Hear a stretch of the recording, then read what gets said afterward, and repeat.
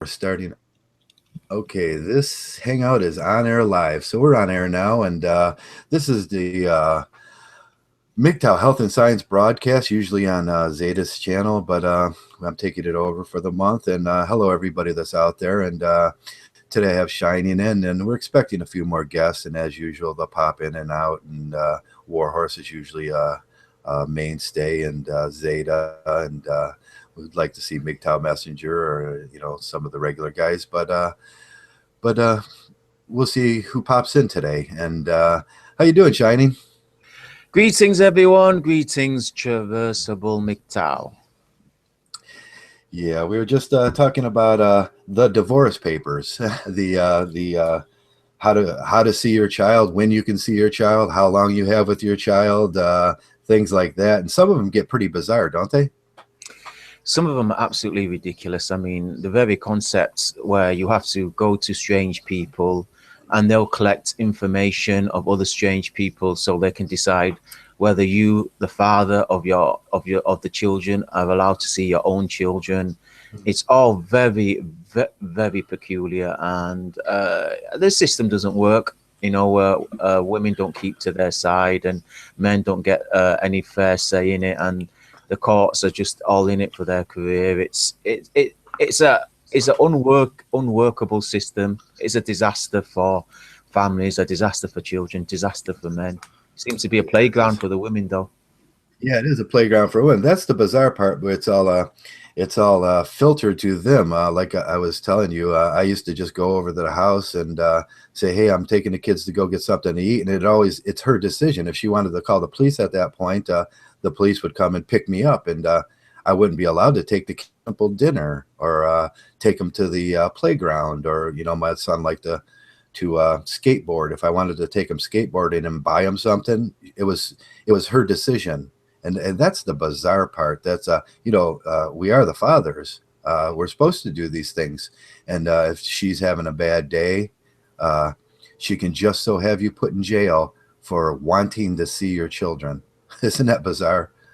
It's the most idiotic, completely insane thing that I think the Western society has introduced.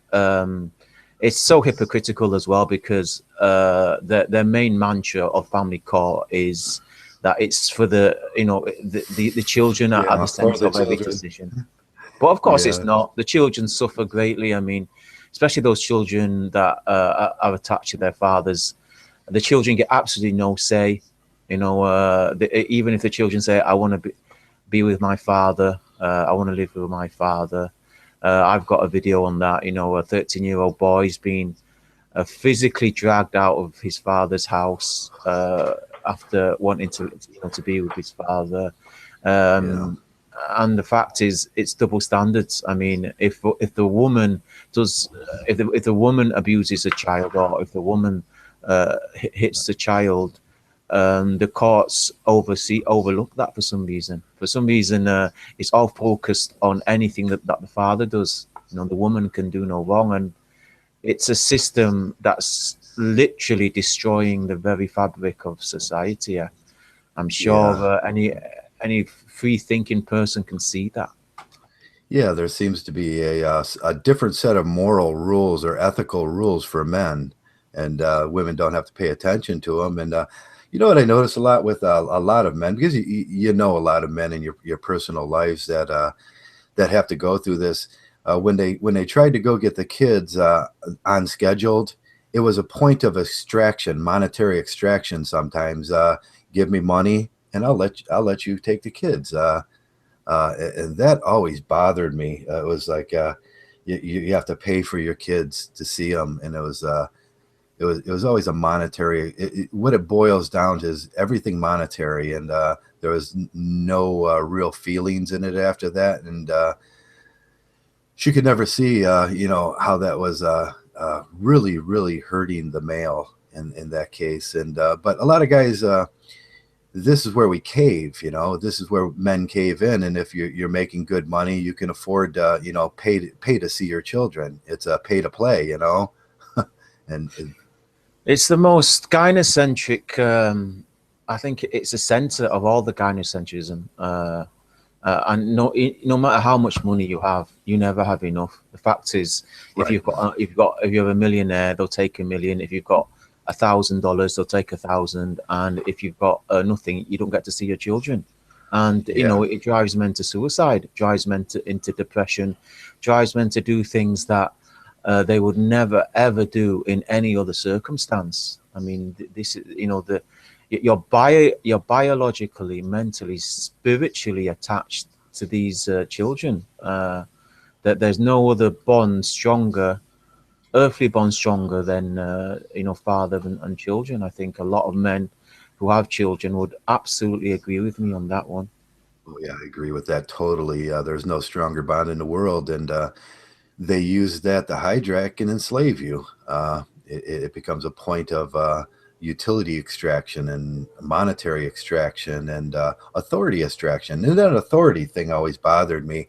Uh, when you look at the actual system that's running it, how could they possibly be an authority? They're Health and Human Services. They're there to help people, but they want to be this authoritarian system that people have to listen to what they say, and that's really anti Health and Human Services, isn't it? It's ridiculous, the entire family court. It's well known, they're notorious for being incompetent. The social services, the police, these people, they don't know what they're talking about. Child psychology, they don't know what they're talking about. Every Oh yeah, year, the textbook changes. Every month, their policy changes. It's the most idiotic, unworkable system. I think that the West has. In fact, I'm trying now to think of any more idiotic system that the West has. I mean, it's destroying family, it's destroying society, it's destroying children's lives, destroying men's lives, and the women get a temporary boost of materialism, but it's a complete. It's not fit for purpose. I've always said, family court not fit for purpose. It's failing children, failing yeah, men, failing society. yeah, and it's gently interwoven, and that's the part that most people see. And I've taken a lot of children that come from those experiences, single mother children. It's so interwoven with welfare that, Mm. and there should be a separation there. There should be a separation of welfare and child services, but there's Yeah, not. that incentive shouldn't be there. It's failing children, failing men. Oops. Okay. Failing society. Is Yeah, that usually the naughty yeah. boy? Woven, and that's the part that most people see, and take All right, is he the children that come from click? click. he had his he had his video playing on Yeah, looking. he's checking the chat. That's his bit. Okay, he can put in the chat when it sounds right. Let Yeah, us he's know when checking the it's chat box sound now. right. Hey Zeta, check your sound. That's I do that a lot. But yeah, the child Yeah, support system. There you go. is that better? How you doing, Zeta? I'm doing very well. Just getting started here, coffeeing up, and all that good stuff. Oh yeah, yeah, yeah. I did my coffee this morning. I was telling Shining I had a one of those air conditioning sore throats. Oh yeah, yeah, where it's dry and Yeah, feels like razor blades. this is the first. This is the first 2 days that I actually had to use air conditioning in the house in the whole summer. It's Really? just Yeah, no, it's been fairly humid up here too. For the past few days, we had some rain the other day, but that's the Great Lakes for you. yeah, it's cold, and it was cold and behind times, and it was miserable there for a while. It just didn't stop raining, but got to remember to change those filters on my air conditioner too. Oh yeah. Oh yeah, that's important for health. All those things running around in the air, and then you turn it on. Yeah. Yeah, we were talking about the child support services, and it's the most biased system out there. It's just so unfair to the men that either they do see it and they just like it that way, and they don't care about the slavery conditions that they put men in, and they don't care about the kids. And it's supposed to be about the children, but it's never about the children. It's about, extracting the wealth from males. Well, that's just it. Reminds me of that old line that Stardust said a couple of years ago. If marriage was outlawed and punishable by guillotine, every man would, not every man, but most men would line up and do it. Yeah, most men would do that, wouldn't they? That's a horrible statement of the simp and the white knight in us, isn't it? It sure is. It's absolutely, it just gives power to them all. Yeah. So we got 10 viewers now, I think. Mm-hmm. Who's in? Yeah, who's in here today? There's Van Dyke, and hello, Van Dyke. Swine Dog. Good morning, everybody. He says. Azrael Abandon. Azrael Abandon. Well, I've experienced now. And like always, if they have any questions or they want to bring up a topic, we're kind of winging it today. We're going with any topic anybody wants to hear. Yeah, I was just looking through the chat here. It looks like Azrael had a question there. So I'll go through it. Yeah, I've got Van Dyke's got a question. To all men, have you ever benefited positively from a romantic relationship, sex validation, or marriage? For example, as a result, gain of confidence, becoming a better man. Have I? Well, I think it's directing it in general. And he says it's probably false, but I am working hard to convince myself that I am not missing out. Yeah. I always tell I think I told you this story. My last relationship was a good relationship, but it ended the way it always ends, and we just kind of dropped each other in the yard, and we said our goodbyes, and she hasn't called me for 2 weeks. I didn't call her for 2 weeks. It was just so dry at the end. But there wasn't no yelling, no screaming, no bad things. And I thought that my last relationship, as I entered into my Mgtow lifestyle, and ending it that way was so good for me, because it left me with no hard feelings about that, and it made the transition easier for me. So in a way, those really, really bland relationships where it's sex and it's just going out to dinner and a little chat here, they're kind of good for you. But there's always that chance where it gets heated, and then that's what can you do for me? What haven't you done for me? She can only see what you haven't done, and things like that. Them are the relationships that are harmful. But I was glad. I was grateful that was the last one, and it kind of ushered me out on a good note of the dating scene. Did any of you have any actually good relationships with women? Well, my relationships with women, I'm pretty much on a down low when it comes to it, and I have been for quite a few years. I have about one lady that I stay in touch with, and I've known her for over 25 years. Once every other 3 months we get together, have a talk, and the talks are usually good. But other than that, other than just dealing with female clients, that's pretty much the relationship I've had. And it's kind of put me in a framework where I can look at them for exactly how they are and the way they are. And that's what Mgtow, since adopting Mgtow concepts and principles about 3 years ago and growing, that's pretty much, it's put me in the observation deck. And it's a good place to be. It allows me to see exactly and be clearer about their behavior. Right, yeah. Mgtow gives you that red pill lens where you can look at things reasonably and sensibly. And when they go out of bounds, you can see it very easily. How about you, Shining? I would recommend Van Dyke to check out my video, Love Going Once, Going Twice, and my video on male virginity. I talk a lot about relationships there, but no, I think nearly all my relationships, I did take positives out of it. I'm always one that I promote that there's things that work. There's a natural way. I always say there's a natural way, and I think this is something we always talk about in Mgtow. You've got the You've got male nature and female nature, and when you're in a relationship with a girl, with a woman, there's like things that feel natural. Like it's not natural, for example, for the woman to take the lead in everything, in all the decisions. That feels quite unnatural, and the problem is the positives you will take out of a relationship. They don't last because things are quite, feminism have made things quite unnatural. I mean, the fact that, in Mgtow we say we go Dutch and we don't pay for everything, we don't white knight, and they say that chivalry is dead.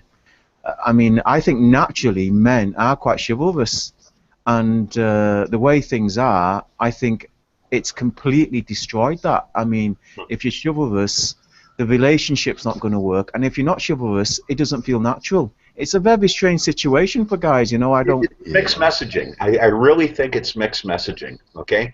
And I think it's between the innate chivalry that men have or have been instilled into them.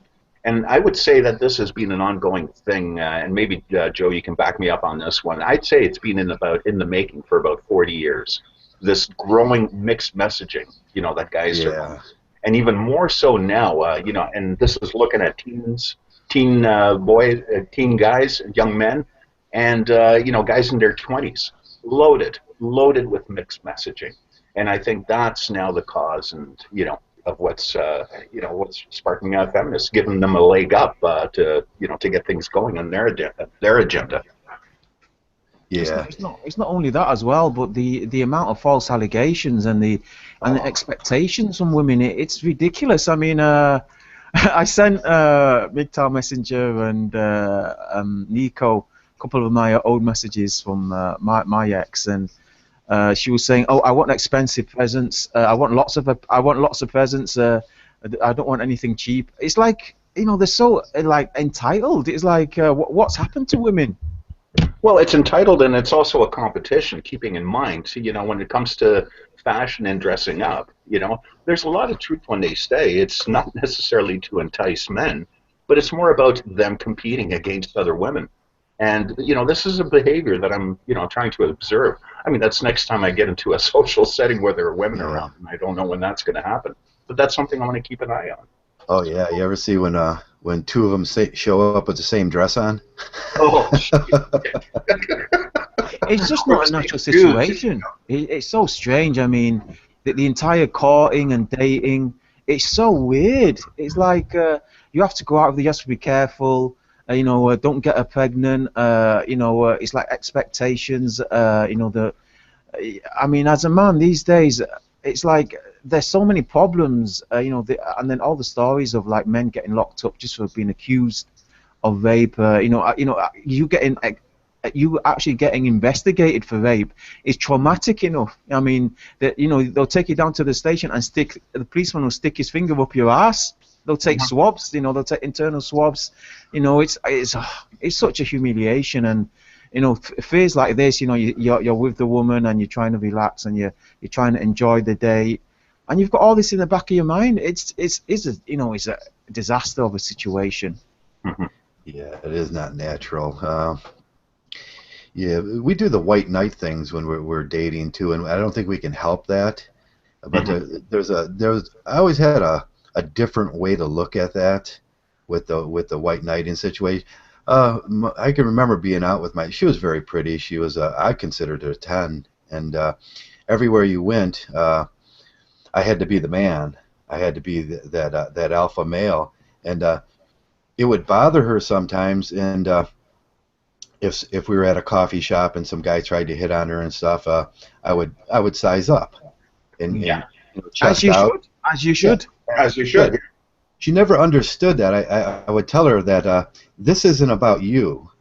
This is about me, because what he's saying to me is he was saying that he didn't think I was worthy. And I needed to... He's saying, I can take of yours whatever I want.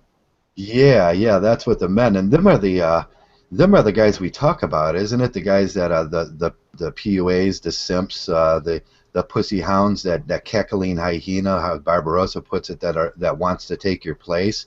Now them are the problem guys. Men will come up and they'll hit on your girl while you're at sitting down for dinner, or you're standing there and he's got his eyes attached to her ass, and you gotta give him a little push and get off that. Yeah. But that was never for her, and she never understood that. That was about me. He's insulting me. And he thinks he's just going to take you, and like caveman style. Then again, you got to look at that, and I wonder if that has if there's some truth to that being tournament mating strategy. Tournament mating strategies going on and happening at a subconscious level. That is. Maybe that's what I'm understanding there, Joe. Is women don't get that, but it happens to us guys very naturally. If there's another guy trying to come in, it's because of this tournament mating thing, right? Yeah. It's happening in the back of our mind. We're going to go in, try and cock block, that kind of a scenario. Right. I think it's very natural, But yeah, you're right. They won't understand that, those aspects of mating behavior. Yeah, they want the egalitarian system where all men are invited. Well, and that's just it. I think that's where feminism has really screwed things up. Again, getting back to that mixed messaging. I mean, a guy goes out and behaves like that, which is natural. And then some woman comes in and starts giving him a feminist spiel. It just throws the whole thing off completely, and that's what I see going on. Yeah. Yeah, I was just looking at the. Yeah, the important thing, guys, is not to put that. I hate to say it, cliche. Don't put that pussy on a pedestal. It's not all that. There's billions of women all over the world. Oh yeah. If one rejects you, move on to the other. They say there's plenty of fish, and there is. Don't get caught up on a rejection, and play. They say play the scene, and if you are going to mess around with women, whatever you do, don't fall in love. Don't get emotionally invested, because that's how you get manipulated, and then before you know it, you have a complete pile of mess. Yeah. Shadow before myself. Yeah, yeah. I like that song by who is that? Nickelback, and he says, "Hey, I'm the one that's at fault because I gave you the heart worth breaking. That's on you if you do that. It's our own fault, and that's what we say. Don't step into that pile. Don't get into that mess. Man, there's so many women out there. It's unbelievable. You can what is there? 3 billion of them, 6 billion of them in on the world, on this planet. No shortage in that. Yeah, the problem is the amount of attention they get. It's so, women get so much attention, and men are willing to compliment them, give them gifts, and just basically pussy beg for them. And this is what gives them that sense of entitlement and gives them that ego. This is really bad for the woman. I don't know if women realize it, but having that attitude, having that arsehole attitude is going to really get you an arsehole. Yeah. Oh yeah, yeah. That plays right into the marriage system. This dating. I think I did a video about this dating system. It tells the woman which guy's going to simp, which guy's going to pay out monetarily. And that tells you your future. That tells you when you do get into the divorce situation after you have kids, you're going to continue. You're going to be subject to continue that kind of behavior, paying out always. If you're the guy that buy into that from the beginning. But what's strange, I tell you what's strange. Women seem to like the mean men. It's true. I'd say most women. They like the manly man, they like the man that bosses them about, the man that says no, the man that's quite demanding, the man that's always nice and always complimentary and chivalrous and gives her whatever. She likes him. She likes him as a friend. They say the nice guys finish last, but it's a very strange dynamic, men and women. Here's an example. Shining. This whole not metrosexual, that was back in the 90s. This whole lumber sexual movement. Okay, There are a bunch of guys dressed up with the beard, lumberjack outfits, you know, looking as manly or traditionally manly as it is. Problem is, you know, are they really that manly? Are they really that way? But it's the mixed messaging again about how they project an image or make men project an image through fashion to entice women, and that's the current trend right now. You know, make him look like he's alpha and all this, and he's got the beard going, but it's a false image. Okay, that's the mixed messaging right there. Yeah, yeah. I was always thought that we group together protector and provider. Mm-hmm. And women, what they really want is they want them separated. They want a protector and they want a provider.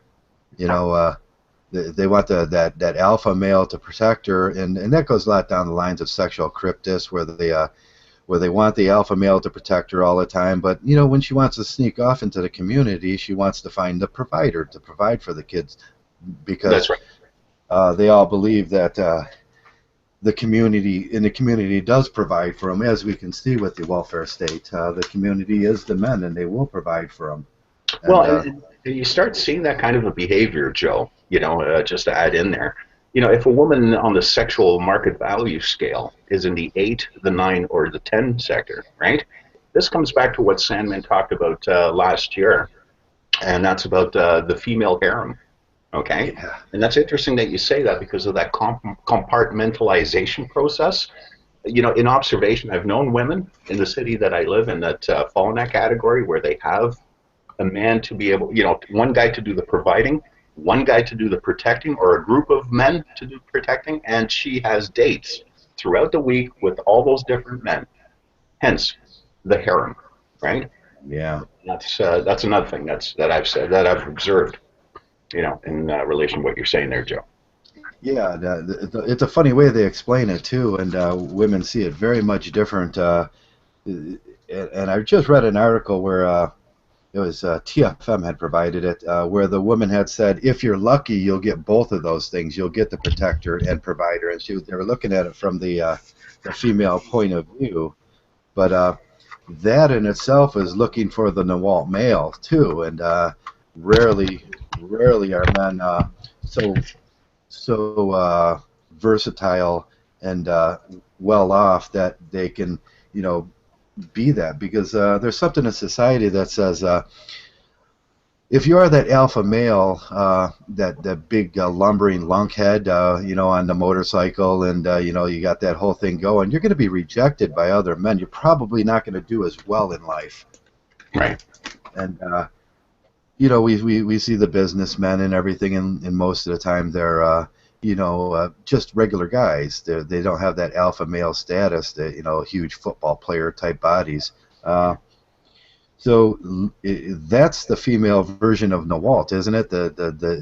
And that's what all of them are looking for, that Don Johnson type, that perfect. He's the perfect dress, the perfect mannerisms, the perfect alpha male, and the perfect provider.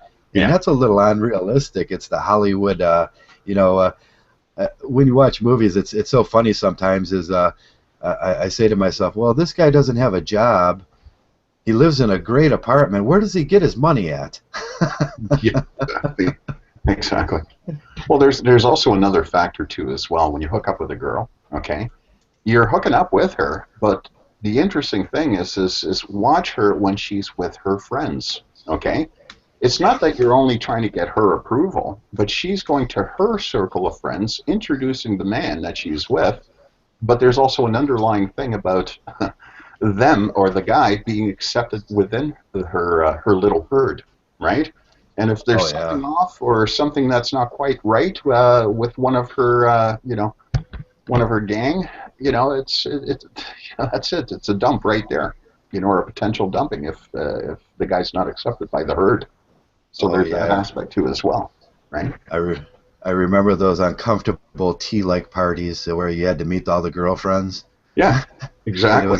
I've been through a couple of those, you know, and you know, and the thing is, I didn't get it back then. I just had to, you know, keep my game up, or somehow, I kind of felt like, oh, geez, I have to up my game even more now that she's around her girlfriends, and this is happening subconsciously, right? Yeah. Again, it's part of that strategy, but you know, this is just it. You're not only going to be accepted by her, but you have to be accepted by the herd too as well. Right. Yeah, the community thing. Mm-hmm. Yeah. So, well, we did break rule number one here today. We said the F word, didn't we? Well, that's to be expected, but Yeah. we'll try not to. And if it happens again, hey, that's just the nature of our podcast, I guess. Yeah. Yeah. But it's interesting. Let's check in the chat room here. Relationships are interesting, and if you got a good grasp on that, I'll say it's okay to do those things. But if you don't have a good grasp on that, and rarely does any male able to control that thing, Mm-hmm. be able to do the Mgtow thing at a drop of a dime, and that takes a lot of practice. It takes a lot of time in Mgtow, but I can see some Mgtows being very efficient at it now. Mm-hmm. Yeah, I think guys are learning quite a few things, and and it's amazing what's available, kind of resources there are to up their game. And this is again for the MGTOWs who want to go out there and have sex, right? Yeah. There's a lot of information, and again, I mean, we're breaking grounds. We're probably the education source right now in the world, for Yeah. on female behavior, on the true female behavior. True So, female please behavior. pass the message on. Tune into our podcast. So, what's in the audience now? Females are so drunk with power now. It's only a power that we give. Yeah, yeah. Swine Dog says females are drunk with power. It's the power we give them, uh, That's right. and that's the power we have to take back from the gynocentric. I don't even know if it's the total gynocentric. Sometimes it's so vague, our language, and we place all women, and we do this for a reason. We do that for a good reason, but then when you start talking about the micro on dating a single woman or this woman, and you try to apply that whole broad spectrum of all women to it gets a little confusing, and you have to taper it down a little bit and Mm-hmm. do the things sensibly. Hmm. And don't never pay for the dinner. Yeah, guys, don't try to understand women because they don't know what they want themselves. They make all these demands, they make all these suggestions, but they don't know, and it always changes. What they want one day, they don't want it the next day. So all these guys that are releasing, buying these books on improving their game, this PUA game, it's just Yeah. bullshit. Just bullshit because women, they don't know what they want. It changes all the time. There's this herd mentality. You've got to get with them and with them and their group, and even the girls that aren't like that, you've got to get with them and their mother and their sisters, and yeah, it's a disaster. Guys, focus on yourself.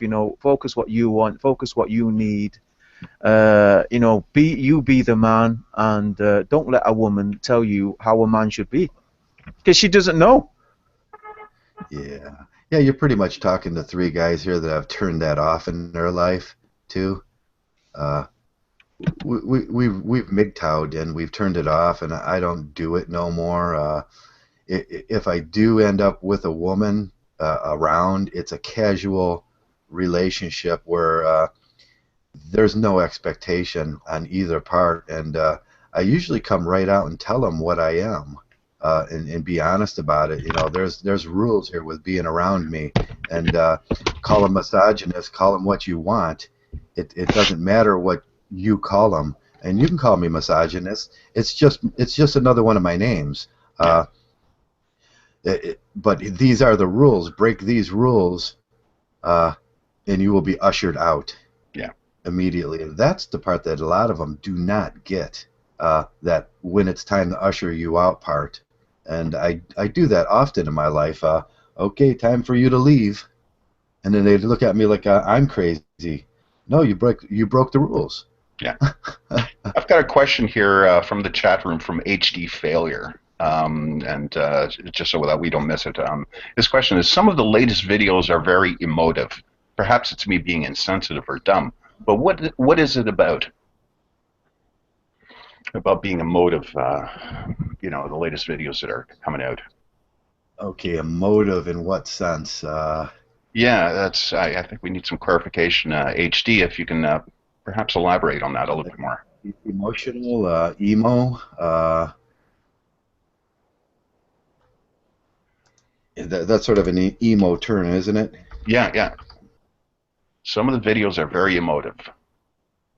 Yeah, What's that all about? let me go to the definition. The emotional connotation of words and expression instead of having a similar word effect of qualities. Yeah, yeah. Emotional meaning expanding. Yeah, we try to when you're making a video, and I do this a lot with my videos. I'll add a little music to the background, and I'll go with my some of the videos. About half of them, I'll go with my compassionate voice. I'll go with my because I want to reach. I want to reach a little deeper into the male psyche. I don't want to get caught in that area where it's just sports talk and chest bumping. I want people to feel the way I feel. I want men to be able to express a little bit of emotion and how they're feeling because that gets them out of their bubble and that gets them out of that box where they feel they can okay.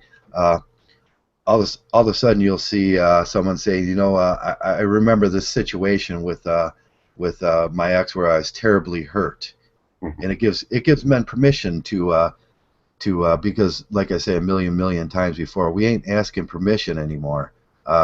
If if your feelings are being strained and regulated by a woman and by the gynocentric, and that's our feelings are always strained through regulated, you know. Men don't do this, men don't do this. Well, we want to be the exception to the rule. Uh, I want to provide that feeling where people feel comfortable, men feel comfortable with sharing. Uh, so I make them a little more personal, and I'll use the likable Joe voice, and Mhm. and I don't want to stress men out. If you're coming to a video for the first time, and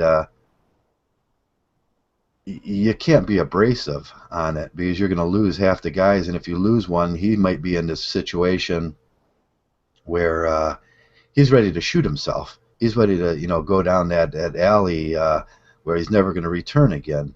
So Mhm. just a simple word, a simple "I understand, brother. I understand perfectly where you're coming from," and we can do it in a masculine sort of way and differently from female emotions. I think it's male presence, Joe. You know, and I think that's what's going on. For some reason, at the back of a guy's mind, it feels that the only way that they can open up is in the presence of a woman, like a mother figure. Yeah, And so that male mother need might maybe playing a huge part in that. But I think, and this is and I'm saying this from my own experience, and in the past, yeah, my past therapy sessions were with women, right? And underneath it all, and I think it was one of the therapists said, she said, maybe someday you're going to have to sit down with with a man and actually learn how to express yourself with yeah. a man, right? And I mean, this is about what 7, 8 years ago, right? I went through that, and she mentioned that. But yeah, there's a different dynamic, and I think that's what we're trying to open up. And if you're looking for a therapist or somebody to open up with, the first question you should ask them is point blank: Are you a feminist? Are you a you know, feminist? Yeah, and yeah. engage your thing. But no, and that's what the safe male space is exactly just that. Is men with a deep understanding about what's going on, and allowing that space for somebody else to open up, regardless if the guy's going to break down or whatever. Just be with them there and listen, right? Yeah, that's it's one of the criteria now that I use for picking friends too. Uh, if we can't open up and have that discussion sooner or later, or and feel free to say I was feeling this way, or I was a little hurt by this incident or something like that, then we're back in the blue pill world, in pussies running our life, and we're filtering ourselves through women. One of the criteria I use for men is are you and it sounds sort of feminine and everything, and I know the ways, but we don't really have words to express it in a male language. if he's feeling like not going somewhere, you know, we make plans to go to like eat fish on Friday or something, and he feels like, oh, you know, I just really don't want to do that. You know what I want to do today? I just want to sit around and you know, I just want to get some chips and watch a ball game because I'm feeling kind of fucked up. You should be able to say to your friend, hey, why are you feeling that way?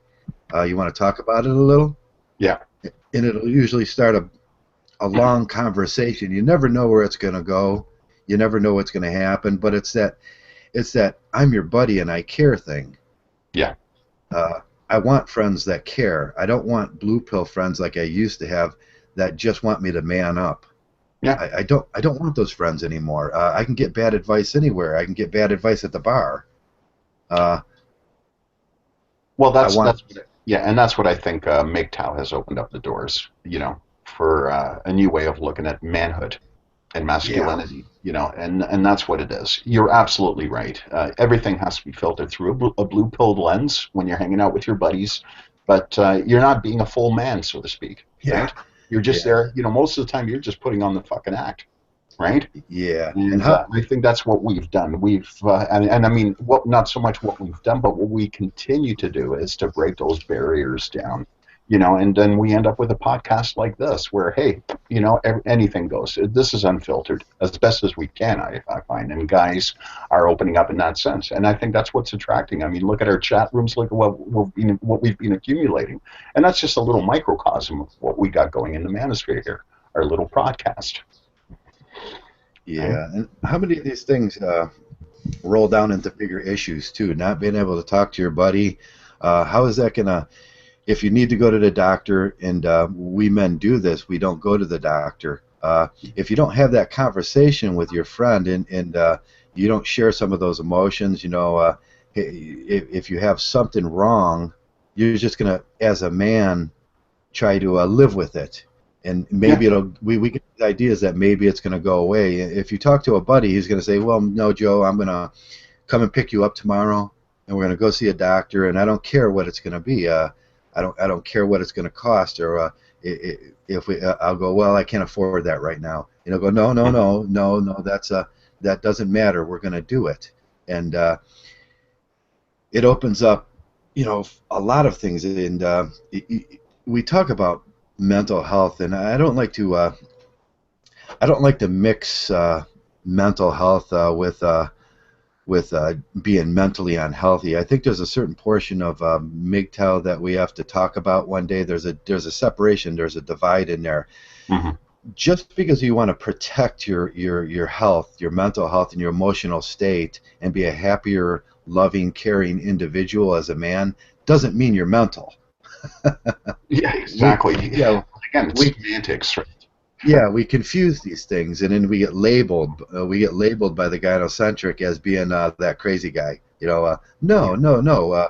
There's bigger issues here. If you're able to talk to your friend, you're opening up a dialogue, and you're sharing you're getting some things off your chest. And I noticed that in the group here when I'm having a tough day and I'm having a hard time making a video. Some of my best videos were after I've talked it through with the group, and maybe I was mad about something, maybe someone said something to me, and we've noticed that with Nico lately, and a lot of the guys, we get the trolls and they say something and it inflames us, and we're not able to say the Mgtow thing anymore. We're trapped in that state where we're angry, and that's the state we have to get out, and that's for your own good.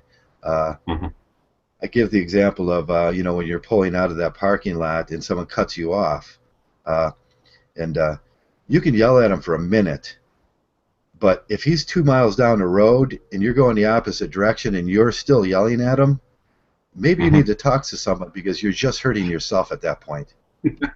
Yeah, it's like taking poison and expecting the other to die. Yeah, that's you take it that's the analogy of rage, you know. So, then it becomes emotive. I like to display that in about half of my videos, because it's important for men to know. Yeah, and it's necessary. I mean, in the right setting, create a hangout. Somebody wants to say something or talk about something that's going on. That's the space to do it, and and it's encouraged. And I think most Mgtow, out there in the chat room, hey, form your own groups, form your own hangouts, because we need to create these spaces for guys to come into, and be able to express that. Yeah, yeah, we know the blue pill answer to us is, and it's Hmm. always, you're going to get it everywhere you go, and you're going to get it from your friends, and you're going to get it from, hey, they're going to go, hey, that's kind of gay, isn't it? No, no, it's not gay, and it's totally wrong for them to think that way, and it's them deflecting and defending that blue pill male, alpha male thing inside of them. That's a total deflection Yeah. when they say that, because they don't know how to respond to a male. Uh, some of the things I think about in my life was that fatherly figure that I did have. I did have a good father, and he was, he was always caring. Hmm. If I fell, if I skinned my knee, if I was feeling bad about something, he always took the time to just spend a little time with me and talk about it. And it developed a very healthy relationship between male and male in my life. And I know the difference between uh, fatherly mentoring Hmm. and in gynocentric mentoring. I don't need gynocentric mentoring. I don't need that mother thing in my life. What I need is that father saying, let's dissect this and be rational about it. Yeah. And after I'm through, uh, you can get a hug from a woman and she'll say, "Oh, everything's okay," but that doesn't solve anything. Yeah. It doesn't It's solve that. nothing. It's that male influence. Yeah, when you have that hug from your father and he sits down and says, well, "Let's work this through. Let's Oh dear, so yeah, yeah. let's get to that point where we've solved this problem and you don't have to deal with this problem anymore." Exactly. That's Mgtow in a nutshell, there, isn't it? Where we're looking to solve problems and they're looking to make it emotional. Yeah. Well, and that's just it. I mean, if you're a 6-year-old boy, you just hurt yourself and you just got, oh, poor dear, and all this from mommy. But then dad comes in, yeah, I'm sorry, that's it. But then the dad explains it, hey, be careful next time, okay? And you know what? I think a 6-year-old, if you can accomplish that with a 6-year-old boy, get him to realize the error, you know, it's a much better lesson that way. I think the retention is much better. The kid will not commit that, right? Yeah, yeah, with men, it's always it's mentorship. I remember this one incident in my life. I had just got done walking down this path, and it kind of emptied out into this really nasty looking creek, and it just, you got stuck in the mud, and there was a bunch of boys walking down that. I was walking back, and I says, "Hey, don't walk down that path. You're just going to get stuck in the mud down there." And they were like, "Ah, no, no, no, we're going this way." So I stopped and I smoked a cigarette at the end of the path, and about 10 minutes later they come walking back up the path with mud all over their shoes, and he looks at me and goes, "Yeah, you were right." And that's a part about mentoring and being a male. Take that advice sometimes, because it's gonna, let's do a metaphor here. It's gonna lead you down the wrong. Sometimes your curiosity is gonna lead you down the wrong path, and you're gonna get stuck in the mud. Yeah. Yeah. And that's that risk-taking factor again that us males Yeah, unfortunately have to put out for whatever reason at the given time. Yeah. yeah. These things, it's important. And hey, there, to be honest and be true and be sensitive about this, there are a lot of boys in Mgtow right now, from 16 to 50, that were raised by single mothers. Yeah. And That's true. Yeah, that's a very actually I've been keeping an eye on that lately. Thanks for mentioning that. Engaging between 1970, okay, right up until now, okay. One thing for sure is the single motherhood thing. It just skyrocketed from the 70s. I mean, number of guys that I've known who grew up with a single mom, and I found that very strange because I came yeah, from a traditional family. But growing up with that and seeing that escalate, we're now at a peak, of where things are, where shit is hitting the fan pretty much. society in terms of that relationship between between single moms and their boys, and where they're at. Yeah. So, in Mgtow, I always say I wish I could have been my father. Yeah, yeah, Because I would have cured a lot of the shit in myself that I did. yeah. I didn't know back then. I took that blue pill and thought that was great. No, what I needed was a red pill mentor. Yeah, wouldn't it be great to have Warhorse as your father? Yeah. Then again, he wouldn't want any of us as his sons. Yeah, he also says that Nico. He says, "Hey, you're the son I never wanted to have." And in the end, and the irony is, we end up being great sons if we were to, kind of follow that kind of advice, that kind of logic, and Yeah. approach to, how to live life as a man. And Yeah, it's great. I hope Warhorse shows up today. Yeah. If he doesn't, that's okay too. But he's left something for us to consider, and really grateful for his input, what he's given us, over the course of the few months in these podcasts. Yeah. Yeah, and I think Nico's working today, so he might iPad in, but you never know. Yeah. Just going to direct any questions from the chat room there at this time. Let me take a look. Maybe elaborate a little bit more. Oh, yeah. Swine Dog says, "Damn, I need to make coffee." Me Put too. your laptop in the kitchen like me, says Eric Weingard. And then Kevin Hornbuckle says, "My son is lucky to have a Mgtow dad." And, that could be interesting right there. Mgtow dad's looking at straight shooter, some of the videos that he's been putting out. And I think there was a term that TFM coined. Maybe we can direct that there for awakened while married men, our associates here in Mgtow. Yeah. I wanted to tell Kevin I sent him a link if he wanted to join us today. Yeah. He's always welcome to join us, and waiting for some of the other guys to show up if they care to show up. Mm-hmm. But what happened in Mgtow this week? There was a lot of. It started off at a low at the beginning of the week, and we were talking about that, and we're kind of going through this Mgtow low right now, and then everything ignited, didn't it? I think it's the lull after the storm. I think the racial discussion that happened 2 weeks ago, and it carried on for about 2 weeks, and I think it started to wane down a bit. I think guys got bummed out from that, some of them. Yeah. And and I think it's also summer vacations. Some guys are taking their sabbatical. So I think it's perfect time for an open discussion like this, and and deal with the issues at hand. What's going on. Yeah, we wanted to get into this thing about getting back to Mgtow core ideas once in a while, so we can remind ourselves what Mgtow is about, and that's an interesting discussion altogether. What's the core ideas for me, you, Shining? What are those Mgtow core ideas? I know it's don't get married, don't serve the gynocentric, don't be that simp, don't be that white knight. And those lead into everything we talk about. What is it for you that kind of hits you as a core Mgtow?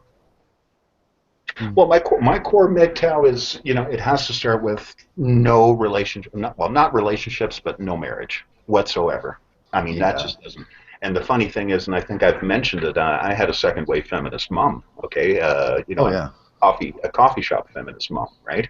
And it was the reality of her job, seeing, she dealt directly with guys who were about getting divorced, and she tried to get them funds, to weather their storm, and she was quite taken by that. That 3 times, and 3 times I remember my feminist mom telling me, whatever you do, Zeta, don't ever get married. Right? Yeah, there's that backlash. She's seen the backlash from the feminism thing, didn't she? She saw the backlash, exactly. Here she was spewing. I can recall her back in the late 70s and 80s. All you male chauvinist pigs, and and you're my son, and I will never, get you to treat women like that, and this and that and the other. And then a couple of years later, oh my goodness, so-and-so died, killed themselves. I was trying to fund him, and what's going on with this divorce thing? Looks at me. Whatever you do, son, don't ever get married. You know, Yeah. which I found really, you know, and of course you try to process that blue pill wise, right? You know, and you're still thinking. I mean, I'm referring to myself. Oh, geez, I got to get married and go through that, and then your mom's telling you don't get married. You know, again, mixed messaging. Mismexing, because there's so much more than just don't get married, and what we're really saying is don't get emotionally invested in a woman where you're gonna hurt yourself or And that's the hook, and that's the hook right there. You know. So yeah. Well, if we look at it in terms of what kind of problems men are facing, I think this will be a very good standard of what Mgtow is about, because it's a lot more serious than just men, just the proverbial men going their own way. I mean, we've all done videos about what Mgtow is about. Obviously, it's all quite a matter of perspective, but with the increasing amount of men that that are that are committing suicide, that are suffering mental health, drug addiction, alcohol addiction, just the general gynocentric confusion that's like looming. I mean, Bruce Jenner's a perfect example. I mean, that guy's gone completely bonkers. You know, he's not gay, he's transsexual. He's still, I tell everybody he's basically seen that just being a girl, just being a woman, gets you fame and fortune. So he says, well, I'll give it a go. You know, it's the world's turned absolutely upside down for men, and I think Mgtow is the answer to the problems that men are going through. Obviously, it does go quite serious, because we are reaching a standpoint where men are literally losing their sanity, killing themselves because they don't know what to do. And it's, Mgtow's the answer to that, isn't it? I mean, we say don't get married. The reason why we don't get married is because the amount of suicide, the amount of men going into prison, the amount of false allegations, and getting accused of sexually abusing your own children. I mean, what can be worse for a man? And then that's known as a silver bullet here in Canada, and that's when the divorce lawyers coach the divorcing wife to accuse the husband somehow of sexual or physical abuse. It's known as a silver bullet, which means that no contact with the kids and pay up. Yeah. And and how many times I've heard that happen, play itself over a few decades. It's just ridiculous. The false accusations. I can count 3 false accusations, in my circle. I count 5. I know 5 men who I personally know five of my friends who have had that silver bullet. You see, it's so common. They've even coined a term for it. Guys, it's ridiculous. The minefield, it's an absolute minefield there for men, and this brings me on to the topic that the Mgtow circles are talking about this week. The fact that we're not supposed to be calling women evil, and that's why I've taken the stance I've taken, because the situation, we bring out a remedy for a problem. We address the problem. The problem is not that women are getting abused. This is not the problem. Women are not, committing suicide, suffering from mental health problems, losing their livelihood and their children. The problem is this is happening to men. So why are we discussing how we need to dance around and be careful not to insult women by not calling them evil? No, the problem is men. When we get to the point where men now are in authority, when men now are abusing women, okay, let's talk about the female sensitivities, how to address women so women are less likely to get abused, less likely to get harmed. Right now it's men, so that's why I've taken the stance I have. But how about that, guys? Spetsnaz, he's released an unpopular video. He released such an unpopular video. He had to make a reply the very next day. Yeah, we have to look at it. With the question, I always thought with the question, and it's not really a question, it's the answer. We kind of got this backwards, don't we? We say, don't get married. Yeah. And then there's 30 threads that come off of that. Why not? Why don't I get married? Why shouldn't I do this? Or what should I do instead of this? How should I manage my life? Is this good for my health? Is this not good for my health? So all those threads come off of uh, that simple answer. But what it really is an answer. It's the answer to the questions that we have. So we got it going backwards. And Mhm. we always say all roads lead to Mgtow. Because after you filter down through all those questions, you're going to come to the conclusion, don't get married. Because that was the original answer. Yeah. No, that's the bottom line as I see it. Do not get married, and everything else falls into place. Provided you're willing to do the work. And go into the Mgtow, way of life. Okay. Yeah, I think Speed Wolf has just joined us. How does it sound? What's up, guys? How's my sound? You sound great. You sound really good. How you doing today, Speed Wolf? Good. I just woke up, made a little breakfast, and kind of getting going here. Getting your morning coffee? Yeah. I don't really drink coffee anymore. It's just water. Just some water. Well, that's healthy. Yeah. That's good for you in the morning. I wish I could do that, but I love my coffee too much. Yeah, I got to a point where I was working like real late hours, and I started just pounding Red Bulls. Like I drank like 3 Red Bulls a day. Oh, And I just started I started getting these real weird like heart palpitations and stuff. So yeah, my body just doesn't handle caffeine well. That's a they've got big another problem. additive. They've got another additive in those drinks, taurine, which is like a chemically changed caffeine. It's a really potent form of caffeine, taurine. I heard that's like comes from bull testicles or something like that. Testicles. There you go, Red Bull. That's the rumor. Yeah, that's not a good thought. That's not a good thought at all. Yeah, I will never drink another caffeinated drink like that again. Yeah, the crazy thing is these things haven't been around long enough to study like the long-term effects, and it's people are drinking these things like they're soda now. Yeah. So the commercials. Did you see the commercials for those little shots?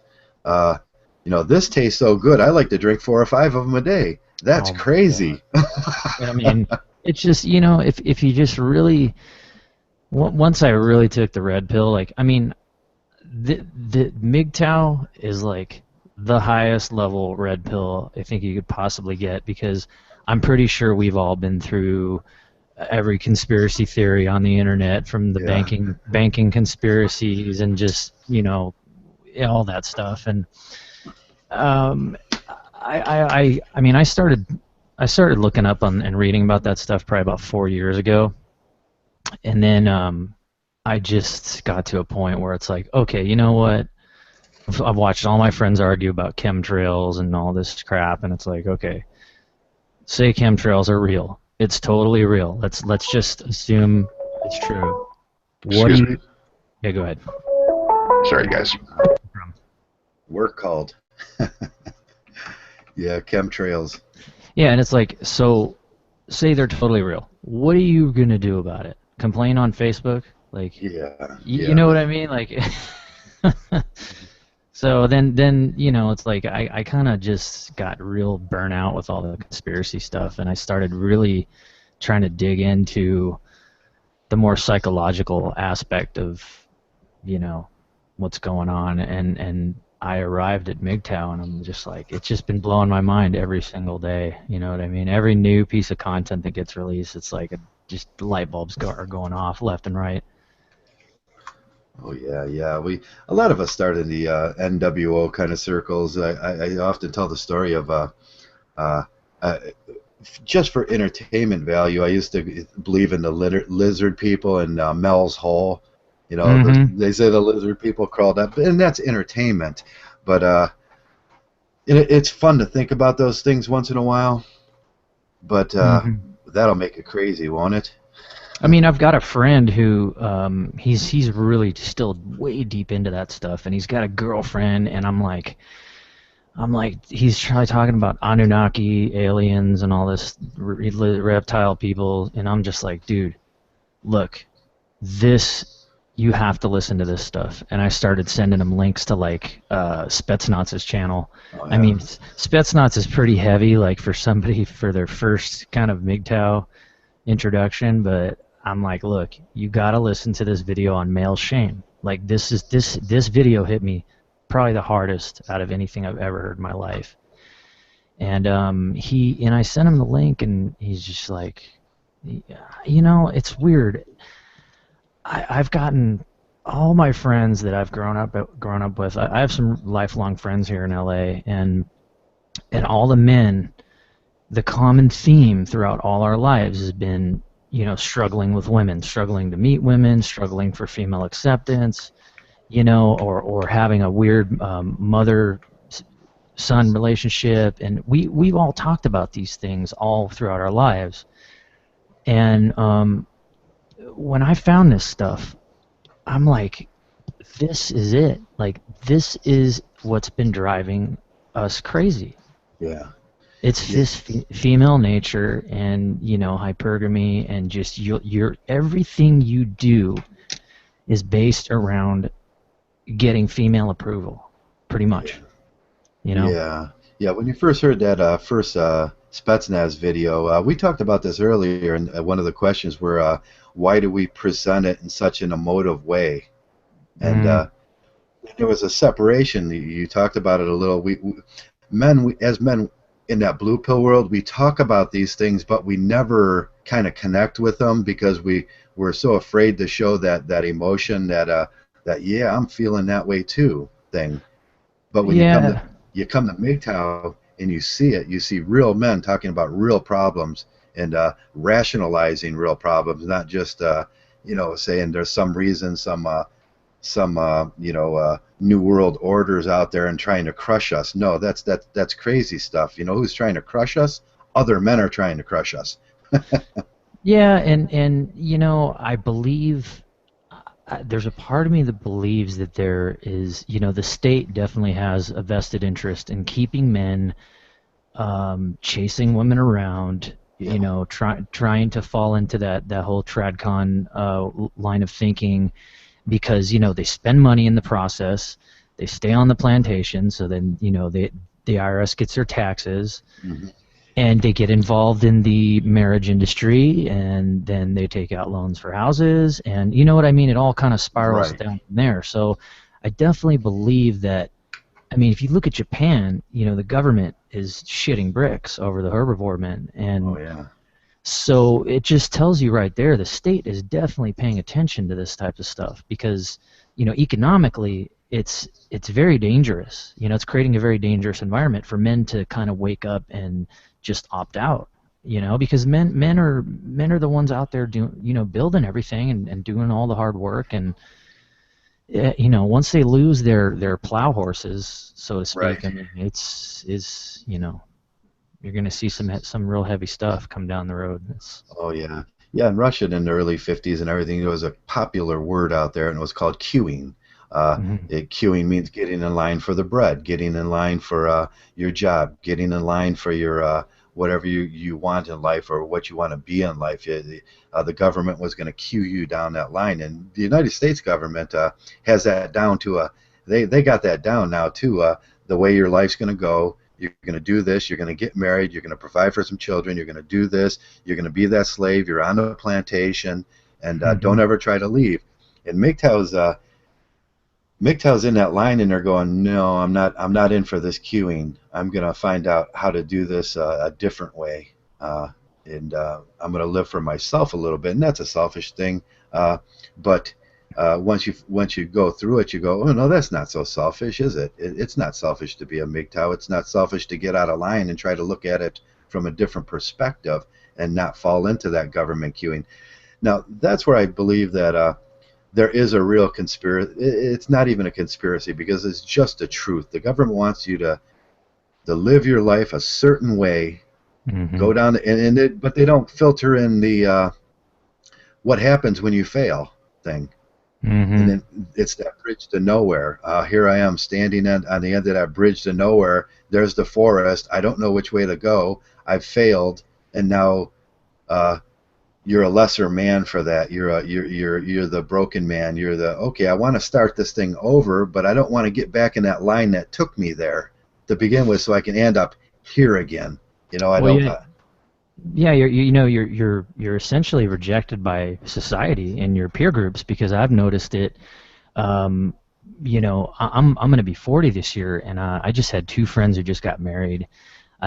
Pretty much all my friends from high school are either married or divorced or have children, and I've just heard it my whole entire life. Hey man, what's wrong with you, man? Why don't you find a cool girl to settle down with? And like, why are you still single? And why are you still out banging young girls and blah blah blah? And it's like there was a part of me that I don't know if it had to do with being raised by a single mother and the way our dynamic played out. See, my mother was not um, she she wasn't selfish and narcissistic, and she was actually very giving growing up. But the thing is I grew up in a very gynocentric family, and so there's a lot of male shaming going on through my relatives, through my aunts and my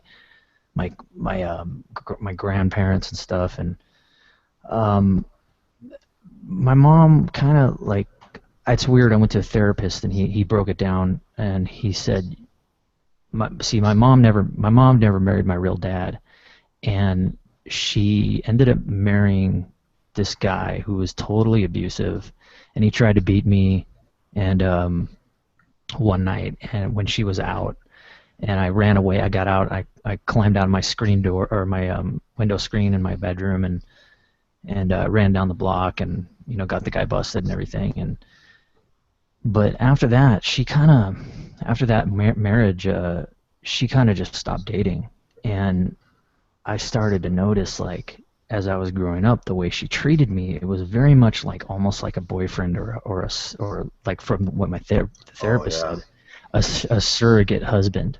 the So it's surrogate like, husband, right? you've now replaced her male, um, what's the word I'm looking for? Yeah, you're the protector provider. I see this a lot with women.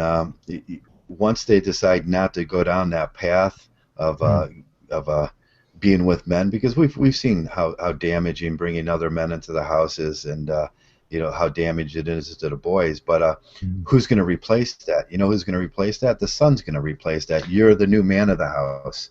That mm-hmm, is so bad to lay on a child because, like you said, he is not your husband. He is not your protector. He's your provider. He's your child. mm-hmm.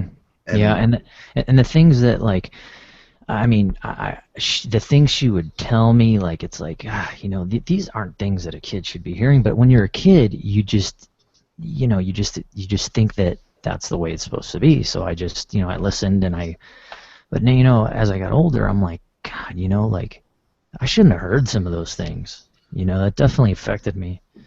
And yeah, but the therapist, yeah, he said, yeah, you become a surrogate husband, and my mom. I mean, I love her to death, but she's still very immature and she's very dramatic and still acts like a teenager. It's crazy how I mean, I yeah, read that thing that women's stop developing mentally at 15 or whatever. It's like, well, yeah, it totally makes sense because my mom's like 62 and she still acts like she's a teenager. yeah. I remember with my mother.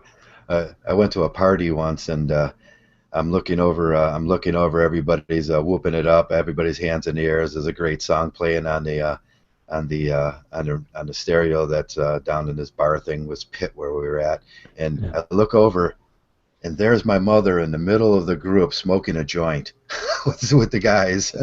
Oh yeah, my mom partied through the 80s, Oh, and I was left with my grandma a lot. So my grandma kind of, my mom's a single mother and still wanted to go out and do the party thing, and yeah, I was actually around drugs a yeah. lot growing up.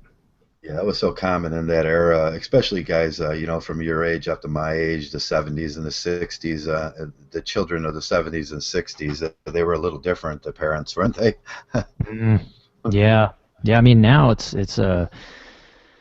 I don't know, it's crazy. I mean now parents just are so hands off and they're just allowing pop culture to raise their kids, and it's a Oh really yeah. scary it's a really scary thing because you see these Miley Cyrus concerts and she's like giving a blowjob to a blow up doll, and Oh it's yeah. just like what the hell is going on? Yeah. Well, I think I hit on this my last video yesterday with the cognitive dissonance that this provides in boys. Here's my Mm, mother, and I love my mother, and I don't think anybody here would ever, say I don't love my mother, because she mm, is your mother. But mm, cognitively, we have to break through that that little barrier that's placed there where what is my mother? And sometimes that provides such a cognitive dissonance for boys, and especially in single mother households where they've made the boy into the protector provider. And I've seen this with my son too. And there's mm, always that you know I love my mother and I'm going to protect my mother, but as soon as and it's that overreaction, that white knight is simpish, which I see in a lot of boys out there, where mhm, if you're talking about something, if you're talking about women, they automatically equate it to their mother, and then they mm, jump up and chest up and like, don't say that about women, because in the back of their mind, what you're really doing is you're saying it about their mother. And mhm, we have to break through that shame. We have to break through that thing where it's good, I think, to say, hey, at a certain point in Mgtow, I say, I love my mother and I want to protect my mother and I want to take care of my mother, but hell, this is not good for me, and I can realize what my mother was. She was a woman, mm, mhm. and Yeah. first and foremost, women like to do what they like to do, and whether she was in my case, my mother was a gambler, and she was a very, very selfish woman. Uh, Mhm, once I came, excuse me, once I came to grips with that, the relationship got better because I didn't place those false expectations on myself. Uh, I knew exactly what I was dealing with, and I can relate that to all women now.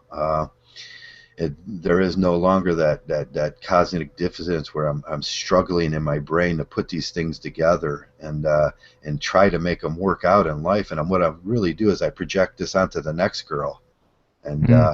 I'm trying to fix the next girl, and I'm looking for that girl that wasn't that, and she wasn't that, and she wasn't this, and she wasn't this. Uh, and then I end up trying. You end up searching for a Newalt in those situations, and basically they're all just they're women, and they're going to act like women, and to the day they die, they're going to act like women, and they still act like those 15-year-old little girls like you. You're going to see that, and just be easy on yourself with that. That's what I did with myself. Uh, Yeah, it was really rough growing up because being raised by a single mother, you're getting all this very female perspective on things, yeah, and then also being the only male in a predominantly female family. So like during holidays and stuff, it's my grandma and her four sisters all sitting around just bashing men, and I'm hearing all this, and I'm like, this, I'm internalizing all this stuff, and I'm going, wow, there really are a lot of bad men out there, and I better not grow up to be one of those, and yeah. How can I you know, fix myself? You're silently trying to fix. Just you're silently trying to fix thoughts in your head with that stuff, mm, aren't you? And it's not a real thing, but it affects you, and it screws up natural thinking and reasonable thinking.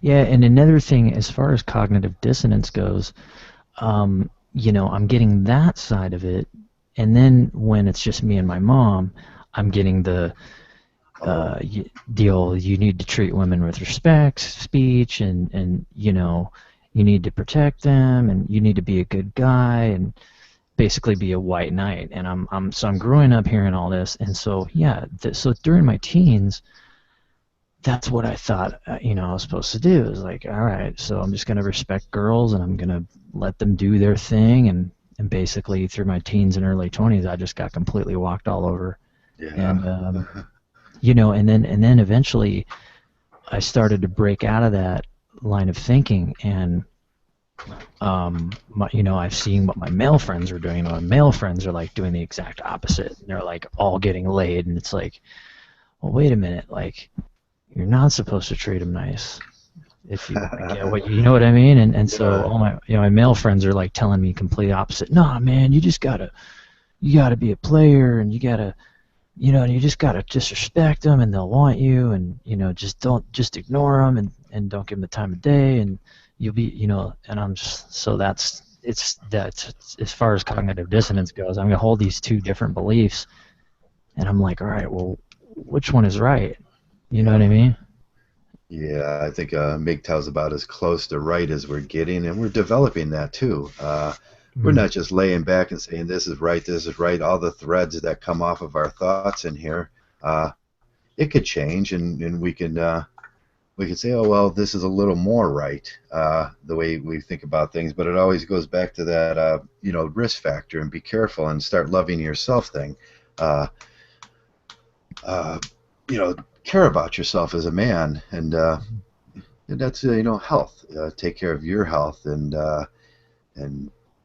those things where we put ourselves first now, and not filter ourselves.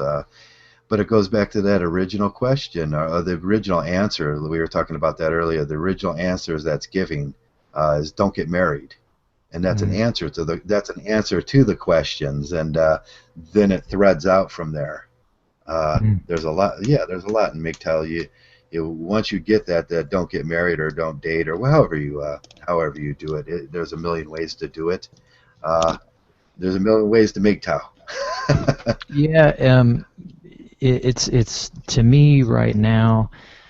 See, I've been through. I growing up, I heard all these things from my family and my mom about how to treat women and all this stuff, and then when I got to high school, it was this whole different story. And then my 20s, it was like, all right. And then I turned into a total player.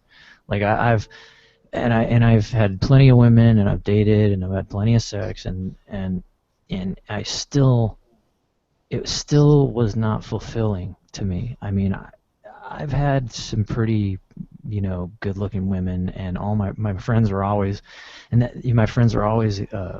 respected me for that. Like, oh wow, how do you get all these hot girls? How do you get all these girls? How do you get these girls to have sex with you? Blah blah blah. And it's like, and I started learning these things as I'm growing up. Oh, that's how you get respect. Men to respect you is to get laid a lot and to have pretty women around you. So that's what I kind of started doing. But there was and I never married. I always, for some reason, I just had this like intuition, don't get married. I didn't know why. Maybe it was the experience growing up with my stepdad, and I saw like a really bad marriage happen, and you know what I mean? Like maybe that made a big impression on me. But so I got all these things. I got pretty much every girl that I wanted growing up, and I arrived at this point where I'm 37 years old, and I just still feel unfulfilled. Yeah, it did nothing. I always say that. Take all that sex and them dates, and take all that and put it in one hand, and take a dollar bill and put it in another hand, and see which one weighs more. Yeah, exactly. And I mean my pretty detailed history. I mean, we all do. And I mean, I won't go too much into it right now, but I told you guys I worked in the adult industry for a while. Yeah, every child's dream. When I was 14, that's go ahead. Yeah, when I was 14, that's all I dreamed about is I want to work for Playboy. Exactly, yeah, and every guy's dream is to well, not every guy, but most guys is to have sex with a porn star, and I've done that plenty of times, and from working in that industry, just things happen, things come up, and it's like that was a boyhood fantasy of mine, and it was like something like when I was a teenager, that's like all I wanted to do. I want to screw a porn star. You know what I mean? I bet I'll feel incredible. I bet that'll like complete my whole life. And it's just didn't even still, even after that, it didn't matter. Like still felt unfulfilled, you know. And Yeah. so I find myself at like 35, 36 after like all these things and all these just crazy relationships with bipolar women and just you know what I mean, and just dodging bullets left and right. I mean, I've dodged some crazy situations and made it out alive. And I'm like, so I'm reflecting on all this stuff after finding Mgtow, and I'm like, God, even after all that, I still felt this emptiness. And it just, I figured it out what it was. It's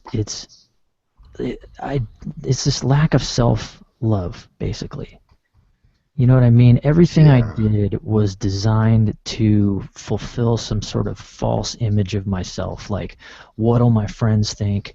I gotta always have a girl around because people are gonna start to think like I don't have it anymore, or people are gonna think I'm gay, or the society's gonna look down on me because I can't, I can't attract women anymore. And it's like we internalize all this stuff, Right. and eventually, it all leads to the same place. What I look Right. at these. Go That ahead. bridge to nowhere we were talking about, that bridge to nowhere that leaves you out empty, the emptiness in that. And we talk about it a lot in Mgtow about going back to school.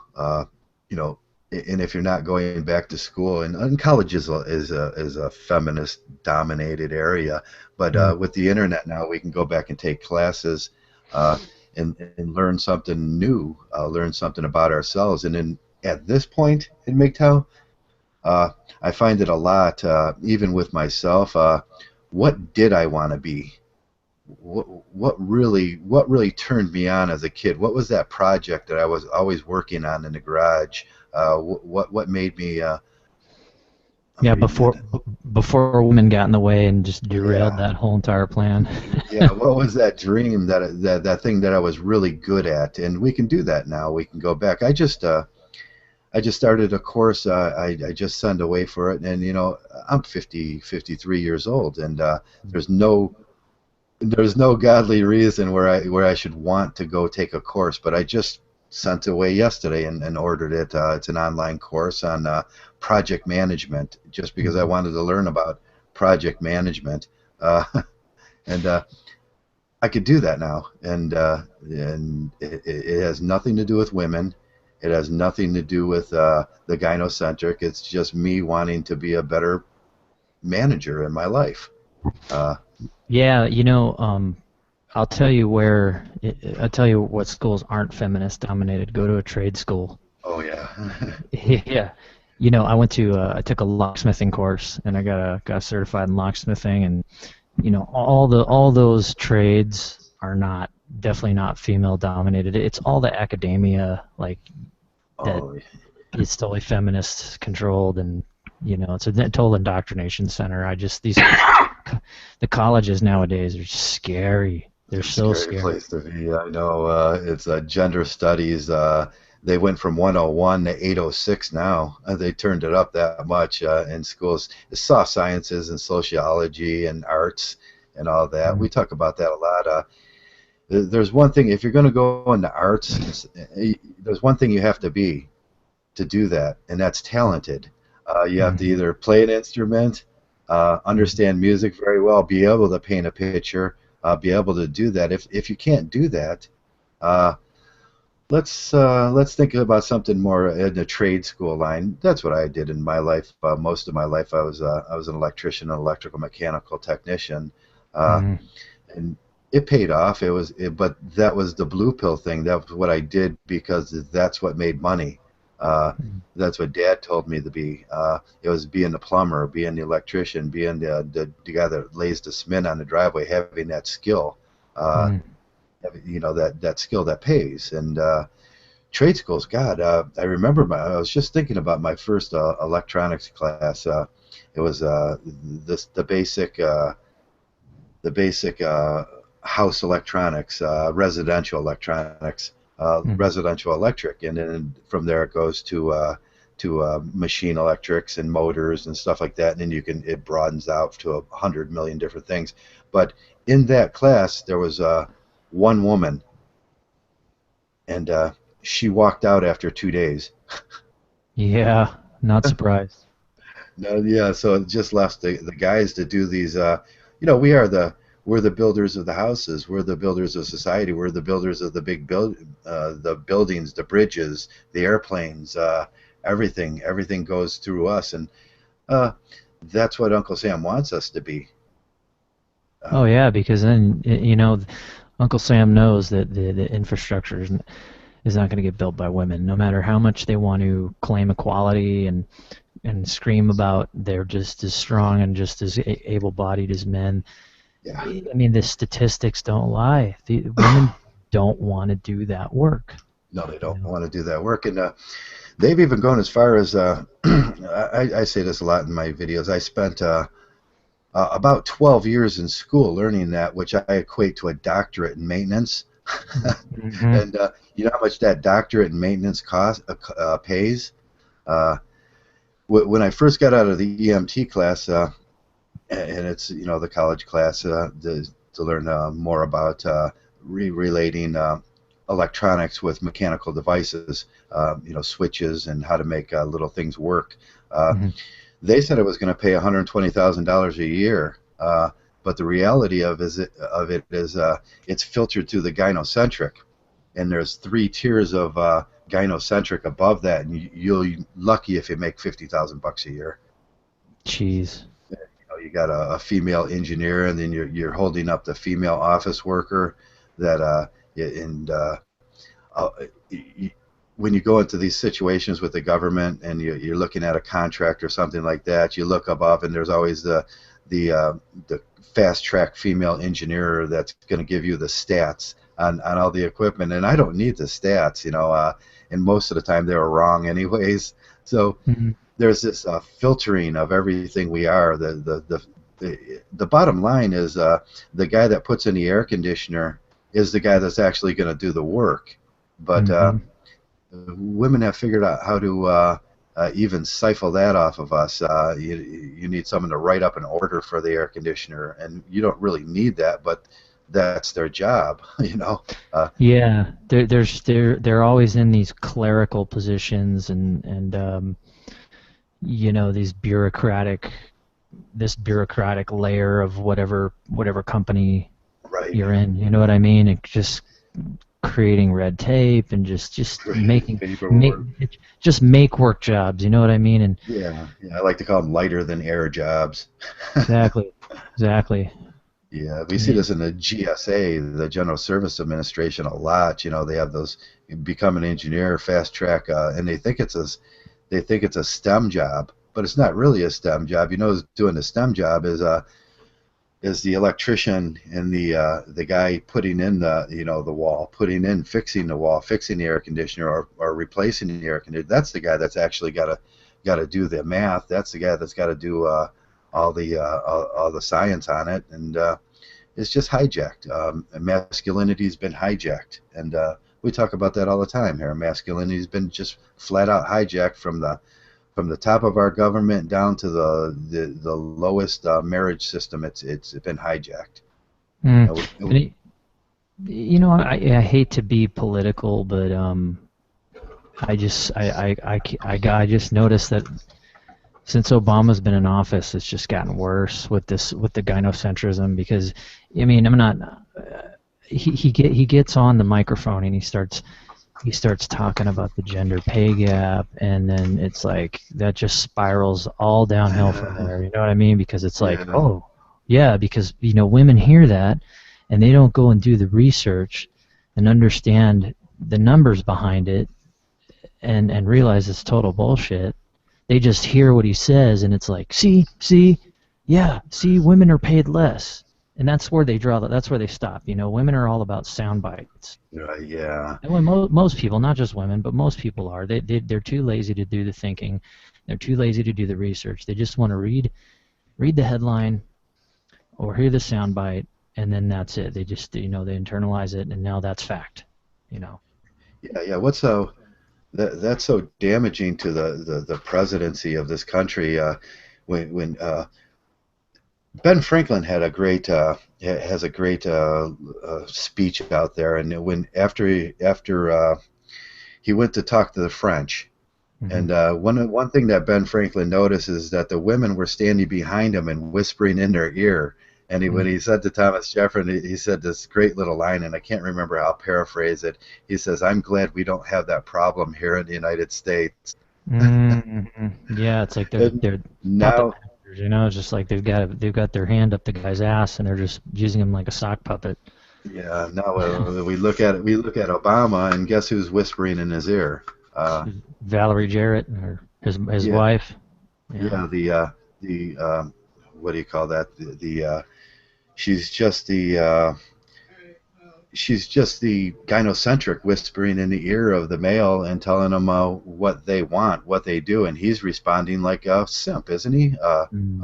A white knight. He's gonna whatever is good for the Democratic Party and the votes, and what is good right now is the 52% women's votes. Mm, And yeah. I mean, I don't even vote anymore. I mean, I voted for Ron Paul in the primaries here in California, but that was pointless. He wasn't even on the ballot in the general. I voted for Gary Johnson, and that was pretty much the last time I'm voting. Was the last cycle. I just it's just this left-right paradigm is just ridiculous. I just don't believe in voting anymore. I think the whole entire thing is completely corrupt. yeah, yeah. Turd and Monkey did a great video. He's been harping on the egalitarianism part of that, and it doesn't Mm. matter which side you vote for now. They're both pushing the egalitarian size of just being that bonobo ape, that's sexually dimorphically equal to the other ape, the female ape.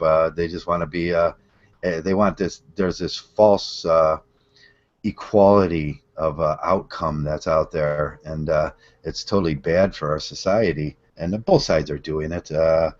One white knight's in a different way than the other white knights, and what they really need to understand is why are you white knighting? Yeah. Yeah, that's the thing.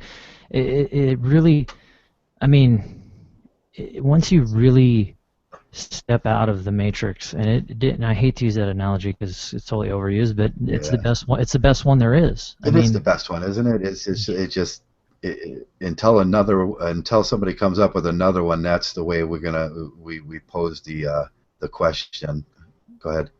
mm-hmm.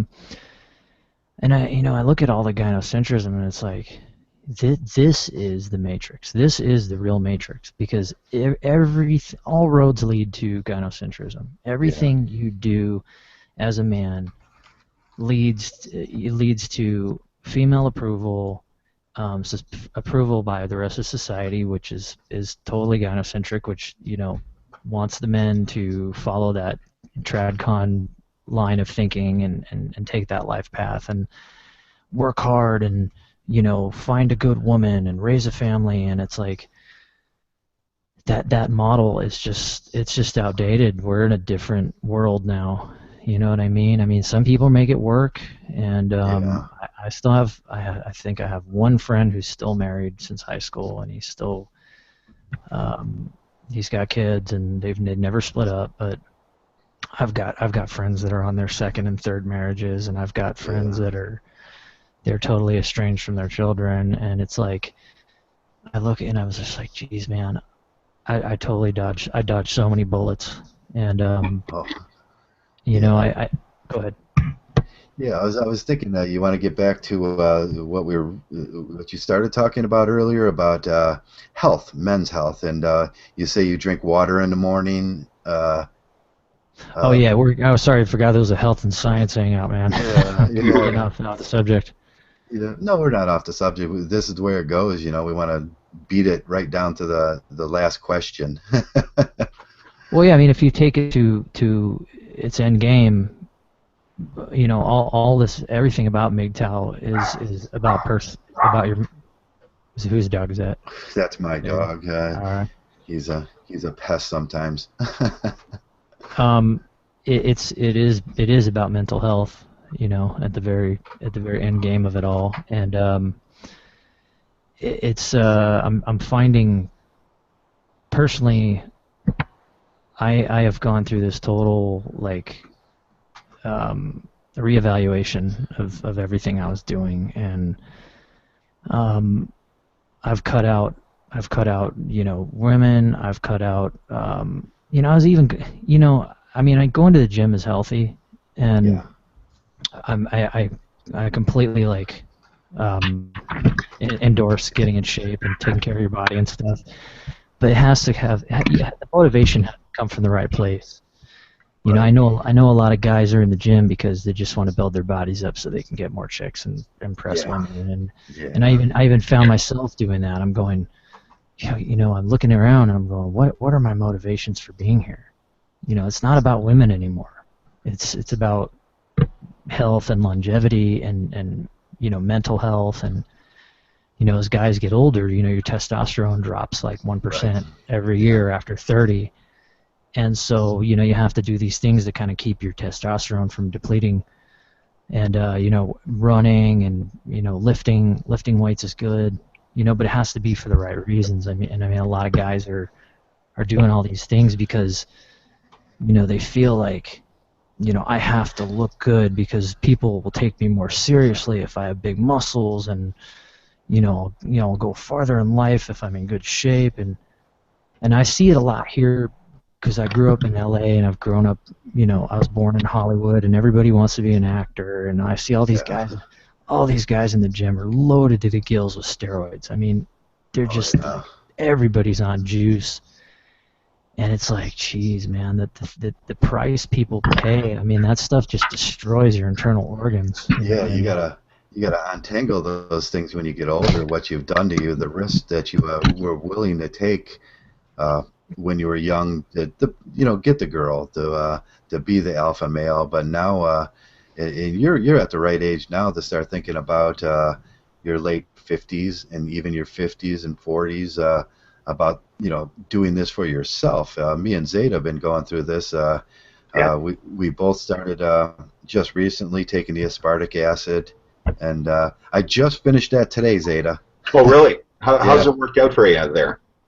I finished a 15-day cycle, and then now I got to give it 15 days off. But I don't know what to do now for those 15 days off. Probably get out and walk more, or get back into the stretch bands that you were using. Getting Yeah, your workout schedule. I think that would be part and parcel. To yeah, get. yeah, yeah. Speed, you should see my house. Every doorway that I don't use has stretch bands attached to it. oh, yeah, I had to use one of those. I dislocated my shoulder years ago, and I had to use one of those. They do time around the doorknob or whatever. The Yeah, rubber. they got the little balls in them, so you can stick them through the door and then close the door. Mm-hmm. And I have a little series of them. And that's what I did. I dislocated my shoulder, and my rotator cuff has been having a lot of problem. And Mm.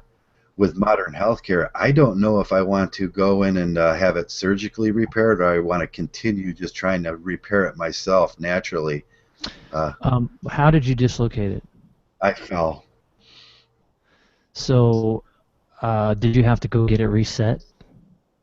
No, I just kind of, my buddy grabbed it and we popped it back in, and I thought that was the right way to do it, and it's what they were going to do anyways. Mm-hmm. So it was just like I did it, and then I fell again. It was I moved like 2 times in 2 months. So Mm-hmm. moving the furniture and everything, and it overstressed it a lot. But going to the doctor is a big decision. Uh, and doing that surgery is a big decision. I want to exhaust all the whether I can build those muscles back up around it, and would that be that's the end result anyways. And what I was reading was they're just going to tell you that you need to build the muscles up around it, do the right exercises, and it is what it is now. Yeah, I mean, after one dislocation, that's definitely probably the best path for you. But my situation was different. I dislocated my shoulder like 4 or 5 times, Did you? Oh, Yeah, and after a while, your tendons, they just get so shredded, and your ligaments, they get so shredded, and the joint just won't hold in place anymore. It yeah. won't hold the bone in place. So my arm just kept coming out. So I actually had to have surgery. Did you do the But surgery? Okay. yeah, I did the it's called a capsular shift, where they it's not the one that with arthroscopic where they just make a tiny hole. They actually did like there's a huge incision, and they go in and they basically repair the ligaments and tendons and stuff. And Yeah. it's been fine. I mean, I did this when I was 19 or 20. I did the surgery, so it's been 20 years, and my arm's totally fine. Hmm. But yeah, you just do. I would definitely stick with the little physical therapy and just build the muscles up exactly how you Yeah, said. yeah. I can always go back later and get the surgery if I find it doesn't work. And then I'm kind of coming to the point where I think, yeah, that's going to have to be it sooner or later. You know how uncomfortable that is sleeping. Oh You yeah. know, I sleep with the one hand over my pillow because that seems to be the only way that pain doesn't affect my sleep, and Mm-hmm. that in itself becomes it becomes irritating. Uh, but I'm going to keep up with it. And but do you take any supplements at your age? You know, I do. I was actually going to the gym a lot for the last year before actually finding Mgtow. And I was doing I did amino acids, and I did Aminos. Okay. Hmm. yeah, I did amino acids before workout and in the morning when I woke up, and I was doing vitamin D3, Okay. um, B12, zinc, and magnesium before I go to sleep. But Magnesium. That's a good one. I wanted to start a magnesium, a more magnesium diet because as you get older, the calcium builds up, and mhm, the magnesium is just great for removing that calcium and being more comfortable. mhm. Actually, yeah, that's a good question. Is that what the banana diet was based on? The magnesium there, Joe? That's so bad for you because what they're thinking is it's magnesium, but it's potassium, Oh, and I see. yeah, Yeah. potassium binds with the Ca2, and for a man, I'll say this a million times, man, you want to reduce your calcium when you get older because that attaches to your heart, and if you have had any calcium, also collects in your feet. Hmm. Uh, Mhm. Didn't your know uh, that. your your Achilles tendons will actually start peeling down, and you see this with so many men that have too much calcium in their bodies. Uh, the Achilles tendons will calcify, and they'll start peeling down, and you get that big bump on the back of your foot. Hmm. That's Right. really, really uncomfortable if you walk too much. And you'll have to have the calcium removed, or you'll have to go on a diet. And that was my mistake last year. Uh, I was adding these mature vitamins to all my Kool-Aid and everything, but I never Mhm. read the bottle. And they had a huge amount of calcium in them. And I had just got done I had just got done doing calcium reducers from the doctor. Hmm. And Mhm. here I went doing something really stupid and not reading the bottle and just buying this generic vitamin supplement. And it was my fault. I didn't read it, and then all of a sudden I noticed, like 4, 5, 6 months later, that I was feeling stiff. Hmm. And oh, I know what happened. And I picked up the bottle, and it hit me in the face like a frying pan. You know, like, oh, you're so stupid, Joe. Plus, that Mhm. was you eat the Tums when you get that, and then that adds calcium, and then someone like that tells you to eat bananas, and then okay, all of a sudden you're adding the potassium to make more calcium in your body. Now, at a certain point, there's this delicate balancing act you have to do with calcium Yeah. because we know now that the calcium for your neuron growth and in your brain. It keeps the neurons in those dendrites straight. It's an exterior thing that the calcium bonds to it. Uh, so you got this delicate balancing act now, in just knowing about what yourself, and it just, we've talked about this one day, just sitting down with yourself and saying, you know, this is how I feel, this is what I need. Let's look at what I'm ingesting. Let's look at the foods I'm taking into myself, and maybe I need to reduce a little bit of this, and maybe I need a little more, you know, those natural oils, olive oils, you know, whatever oil you choose to cook with. Maybe I need to do that a little more, or in getting in touch with yourself as a man, because the man's body is so much different than the woman's body. Yeah. And everything you read on the internet is geared towards women, it seems like, and some of those things can be very harmful. But the magnesium, like Speed was saying, the magnesium will reduce that calcium, and it's going to give you a clear. It's not going to collect on your heart, and it's not going to collect in your brain, and it's not going to collect on your feet there, and that gives you a clear path then, and then you can add. We men really don't need to add calcium to our diet, because we don't menstruate, you know. But if you ask a woman, oh yeah, tons of calcium, tons of magnesium, tons of potassium. But and that's where that banana diet was. That made me crazy, because the vegan men were they were going to go, oh, well, I'm going to lose a lot of weight and everything, but do you know what that your head? You will get Alzheimer's disease. You will get if you eat too many. If you at the rate they were eating the bananas and introducing that, it gives you the perfect motive to getting the perfect path to getting Alzheimer's disease is that diet. Yeah, I'm not familiar with that banana diet. No. I think the banana diet was popularized in the early 80s, Joe. Yeah. That's when it was going around, and it was a fad. It was a huge craze. I can still remember. But, you know, this is just that bariatric science it's not an exact science, and it comes back to, here's an example. You know, here you go on supplements, and let's say you're starting a training regime, right? And you're going to talk to different people, and different guys who are working out and taking those supplements, and you know, you're going to run into situations, no, you should be taking this and this and that and the other. And then you run into another guy, well, you should take this, go to the health food store and buy this, and this is what you need. And that can run into complications right there. And I found myself just overloaded with all kinds of different supplements about 7 years ago when I was training. Now, nothing happened to me, but you're right. You need to know, this is an invitation for you to get to know your body, review it with you know, preferably a sports physician or somebody who understands, you know, and that you can work with, right? The blood work is the most important thing right there, because that'll tell you exactly, you know, where your cholesterol levels are at. Like in my case, something that I have to focus on. So the blood work will show a lot. And that was one thing. Yeah, that's what I was going to say is, you know, you can't just start inhaling a bunch of supplements and think that they're going to assume they're going to be good for you, because everybody's body chemistry is totally different. And you know, my buddy was taking this one stack of supplements when he was working out, and he's going, yeah, you know, just take my stack of supplements, and so I'm like, all right. So I started doing what he was doing, and I started to notice myself getting nauseous. Like, and I'm going, yeah, you know, I should get blood work, and you know, because maybe I shouldn't be taking all this B12 or whatever. You know, maybe it's not good for me. You know. Another caution that I used was fat burners.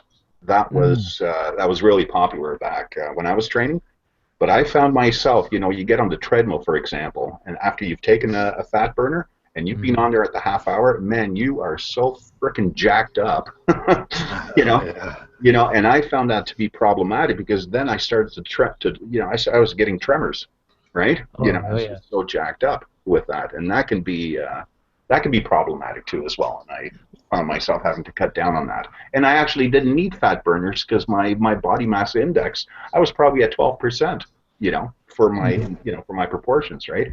I didn't really need it. I just had to, you know, suit up and show up at the gym and do my workouts, you know, and not rely so much on supplements. Again, you know, it's important to review that and really get to know what your body needs, you know. Yeah, those fat burners were actually, well, I think they're different now, but back in the 90s, they had ephedra, and somebody had a heart attack. Ephedrine, that's it. Ephedrine, that's so bad for you. Yeah. And and I think they banned that because some kid had a heart attack, but That's right. taking those things. But I mean, we used to, me and my friends, we used to go to these all night rave parties and stuff and Oh dance. yeah. And they had that. Do you remember Rip Fuel?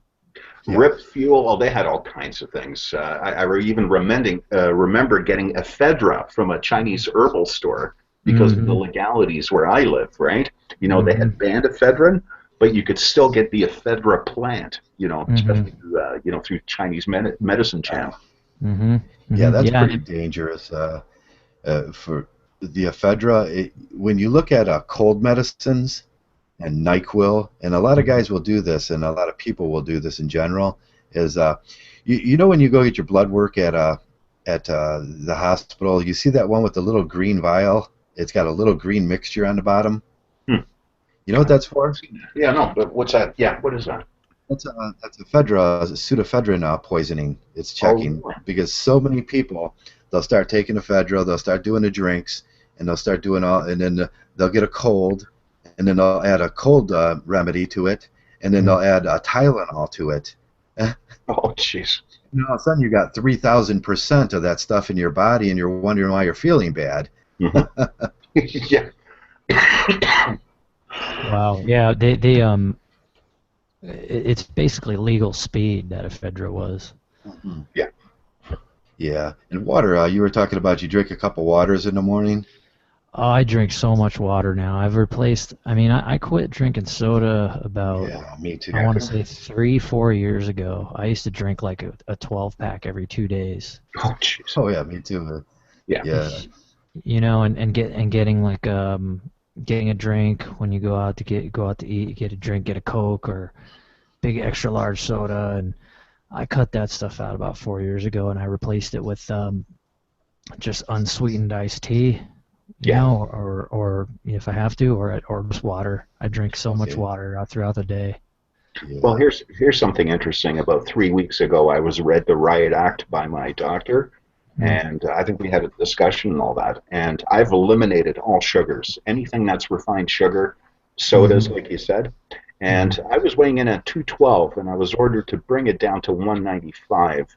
And I just weighed in at 198 in 3 weeks. So I've lost close to 14 pounds, okay? And it's just from the eliminating sugars, okay?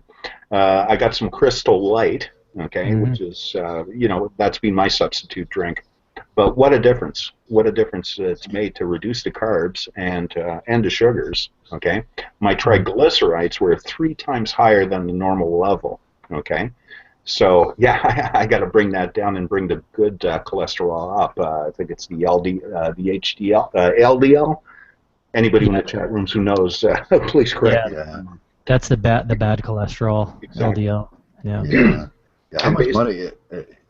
I always think about these things monetarily too. How much money do I save on? I buy the Crystal Light. We both kind of agree that it's just the best tasting stuff out there, and I replaced that with the soda that I was drinking, and man, I just I get a pack of that, the big can, once every 2 months now, and it's great. It saves you money. Just eating healthy, and water. Oh, my water here is pretty good, so I rarely use bottled water. I can drink it right out of the tap. I'm in the Great Lakes area, so it's okay to drink out of the tap. And I drink a lot of it now. But that leads to another problem, like we were saying. Your intake of water. The more water you take in, and I wanted to bring this up. A lot of guys remove salt from their diet, and well, that depends on where your hypertension is at. You may need to remove salt, and you may not need to remove salt. If you're drinking a lot of water, what you're naturally doing is you're removing the salt from your diet. You're removing the salt from your body. We see this with fighters when they want to lose 28 pounds. We just seen this with what was that fighter that just fought in McGregor? McGregor came in and he had to lose 28 pounds, and he did it. You know how he did it? You start one day by drinking a gallon and a half of water, and then you remove all the salt from your diet, and then at the end of the next day, you're drinking so much water that it actually removes the weight from you. Yeah. Yeah, salt makes you retain water. Yeah. So Sodium. sodium, and I noticed this with some people, and I noticed with this with my mother actually. Somebody had told her to stop eating salt. Hmm. And the worst thing for her was to stop eating salt. She would end up in the hospital. She had hypertension goes kind of two ways on this thing. She had no salt in her body. I look up at the IV they're giving her, and guess what it was? Sodium. Sodium. Yeah, it was sodium. And I was like, Mom, eat some salt, and we won't have to go through this every 3 months. So, Yeah, that's people. There's always these new fad diets that are coming around, and I don't know what the one. I don't even have TV anymore, and so I don't even know what the new popular diet is now. But yeah. back when I was working my old job, it was all about the liquid cleanse or the lemon cleanse or whatever that thing was. Yeah. lemon cleanse, the fruit cleanse. Yeah. hmm And I'm like, everybody's doing it. It just whips right through the office like wildfire, you know. Yeah. And I was the only one who avoided it because I have hypoglycemia, so I just am real paranoid about. I have to eat like every 3 hours to just keep my blood sugar regulated, you know. Right. And I'm always snacking. I'm always munching. You know, I don't do the huge big meals where I totally gorge myself. You know, it's always just enough. But I mean, I don't understand that liquid thing. Like, where are you getting your nutrition from, and where's the protein? And I avoided it like the plague because I know how it is when I don't eat for like 3 hours. I feel like I'm gonna faint. You know. Oh yeah. We make mistakes like that. I wanted to bring up in the early '80s, the water diet and the cleanse came out like that, and a lot of medical professionals had bought into that, and what they did is they added the filters, the water filters in the hospitals to filter the water, so they're ionized, and what's that, reverse osmosis, and it takes out everything. But the problem is it takes out everything, and your body needs when you drink water, you should always drink a spring water with some minerals in it.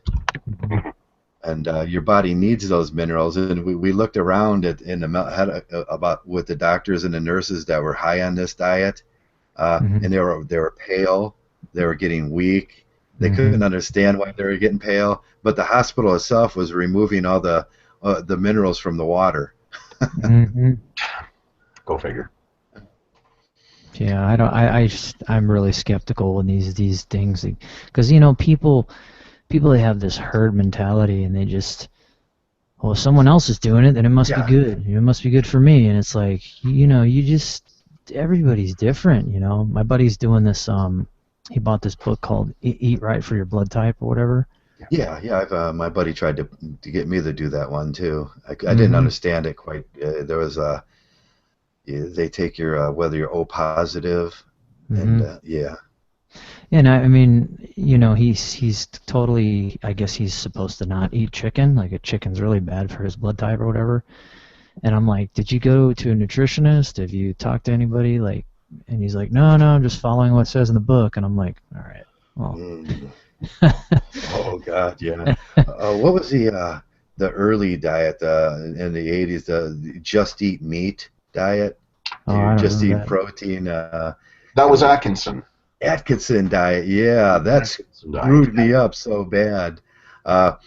You read like a couple chapters and then you miss about the adding vitamins to your diet, and I did that for like this was back in the '80s or '90s. Like, it was about '90, I suppose, that came out, and what I had done wrong was I removed all the vitamins from my body, and my fingernails started falling off.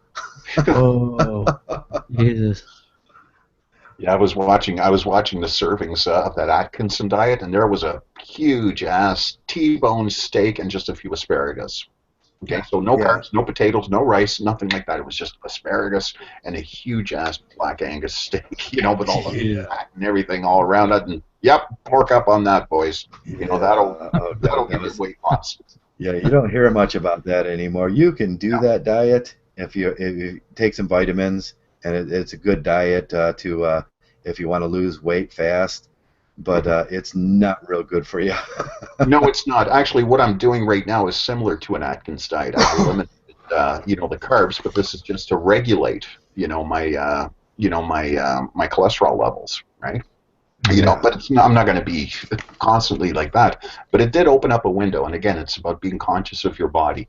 If I were to look at, start taking carbs like the rices and the pastas and all that, is to be able to gauge that and gauge it in such a way that I reduce my portions, only eat the amount of carbs for the amount of energy that I'm going to put out. Right. Right? Yeah. Yeah. And that's what I'm gauging right now. And but when you're working out, when you have a scheduled diet, your body's going to change automatically, right? It's automatically within 3 weeks if you keep up the workouts, and that's the period where you got to really watch. I remember when I was training, I would get these cravings, and I go, geez, why do I want to go to McDonald's and order an extra large fries, right? Yeah. Well, that's Yeah. because I had burned, and I found out. I was talking to actually a personal trainer who says, yeah, man, go to McDonald's and order 3 Big Macs and that. And I go, what, are you crazy? He says, no, No because carbo when you load. have Yeah. worked your body, you're burning close to 2,000 calories in a 2.5 hour workout. And I was training very intense. And he says, you're going to burn all that within 24 hours, okay, because your metabolism has just so jacked up.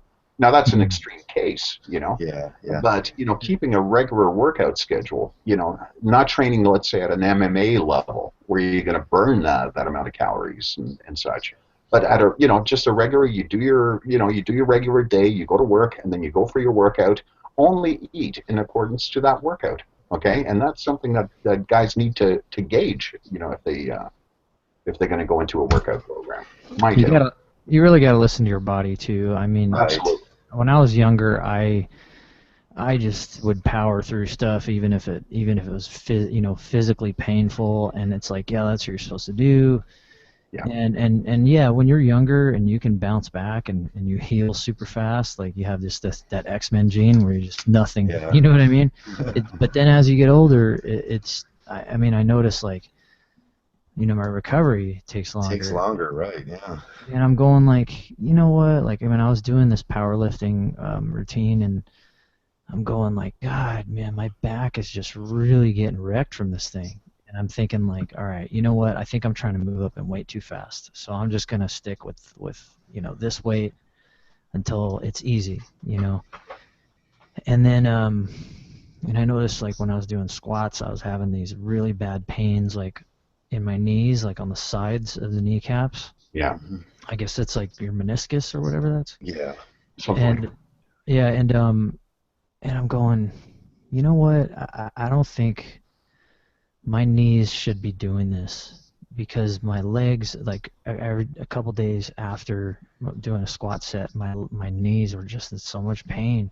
And then I look around the gym, and I see these guys like squatting like 300, 400 pounds, and I'm like, and they have these like knee braces on, and they have their knees all wrapped up, and I'm thinking like, maybe, I mean, doesn't that tell you something? Like if you have to wrap your knees up like that, then they're in such bad shape that they need to have these braces on them and these wraps and stuff. Maybe you're doing too much weight for your body frame. I don't know. I'm not a trainer, and I'm not like, a pro about that kind of stuff. But I just for myself really started listening to my body, and I'm thinking like, yeah, I don't have to force myself to do this exercise. You know what I mean? Like your body will tell you if it's not right for you.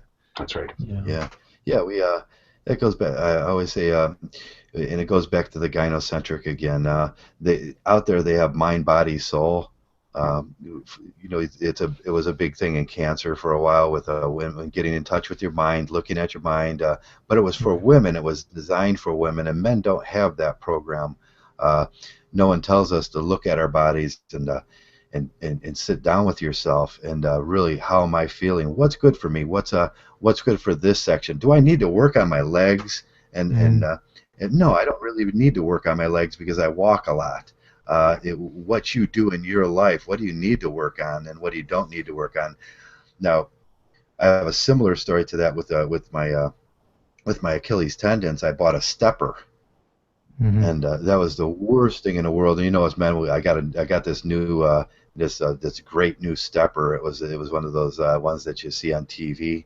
And this thing's gonna give me that 15-minute, that 15-minute workout that took me 2 hours, and I did it. I did it 100%. And I noticed, man, this thing was so damaging to my ankles and my knees, and I didn't really need that. I thought I needed that, and but I never dissected what I really needed in my life. I never took I never took a look at myself. But that's what we do. We filter ourselves from what people want to see from us. I no longer need 20-inch arms. I no longer need to put those shorts on and have those big bulging muscles out, and it's all vanity. It's all doing it for the girls.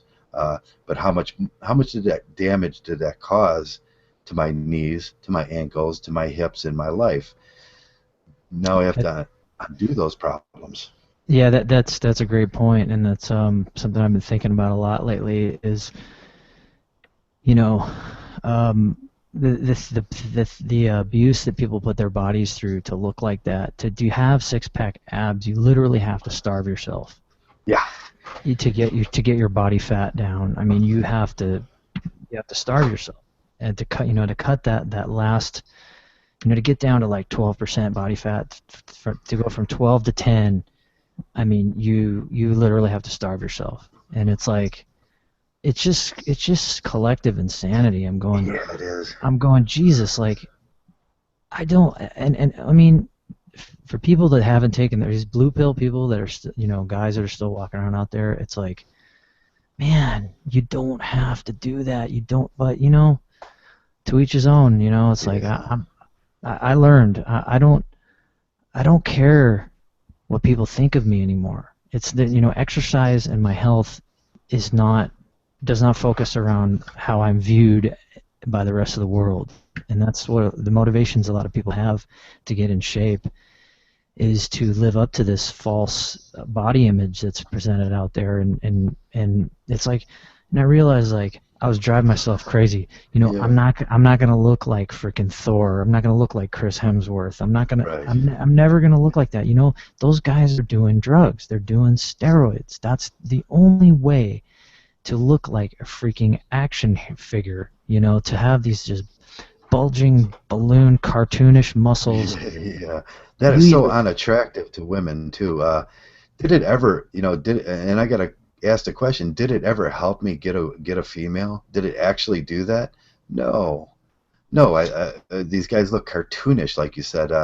They look deformed sometimes, and you hear the women talk. You hear them talk all the time. I have two sisters that just blurt these things out.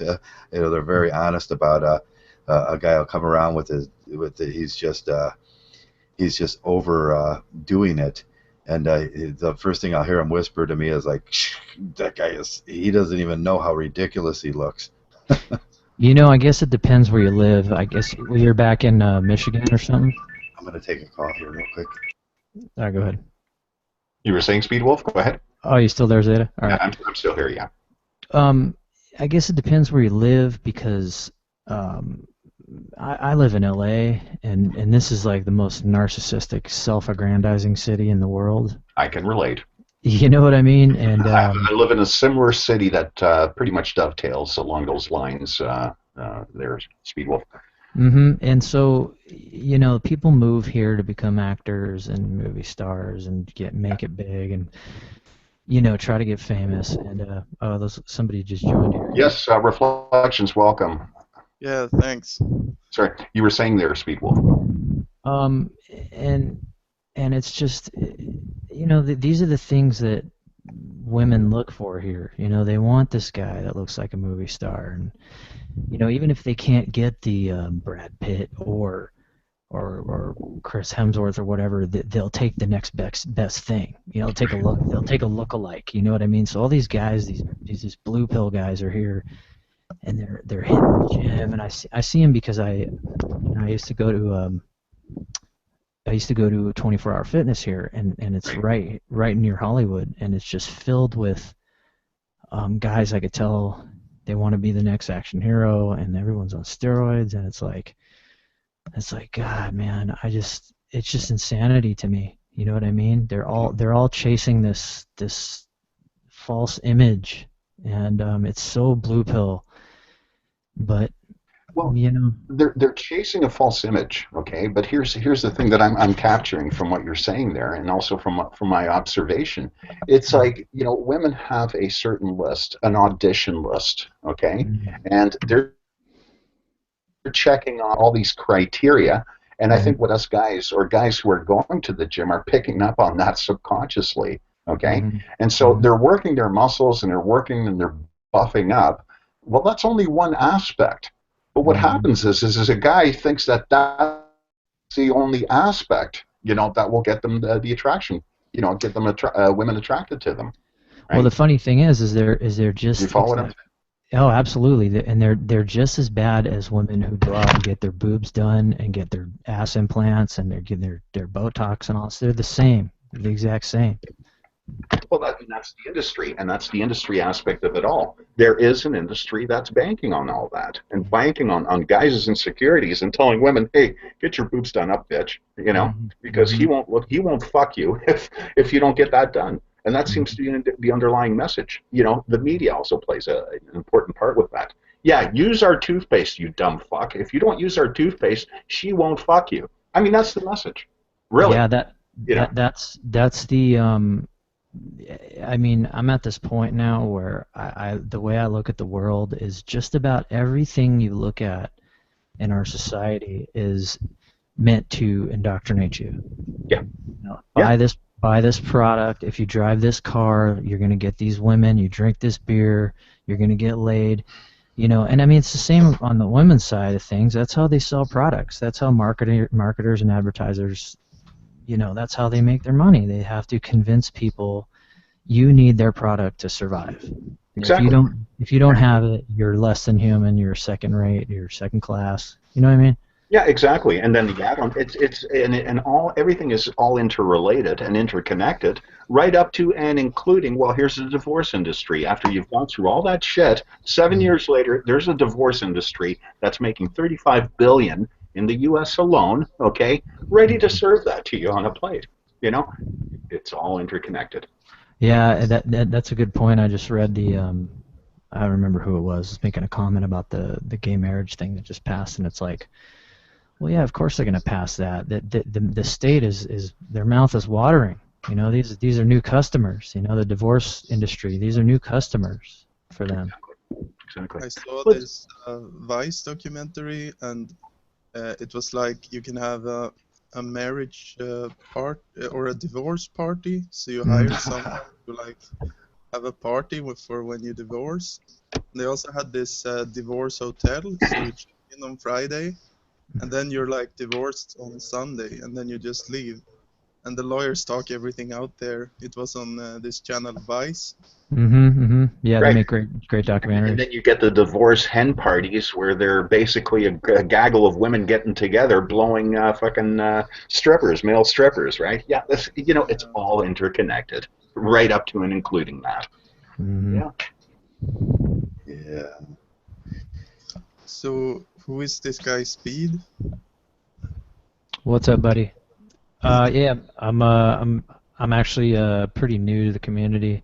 I've been following it for a while, but this is pretty much the first official hangout that I've ever done. And Do you make videos? no, I don't have any videos. I have a YouTube channel, but I'm probably not gonna be putting any videos on it because I just feel like in the community there are people out there that are much better qualified to say what I want to say. You know what I mean? Like, I don't think I can say anything that hasn't been said yet. There's some really great content out there, and I'd rather just listen, maybe do the odd hangout here and there. You know? For me, it was like I listened a lot, and then I figured like there was things that was not being said that I wanted to say. So then that's why I started making videos. So maybe you can hear something like you have some reflection you want to share, or you can just put it out. Yeah, eventually.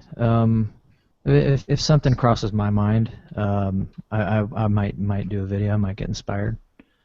Yeah, that brings up to one of our questions about networking as MGTOWs.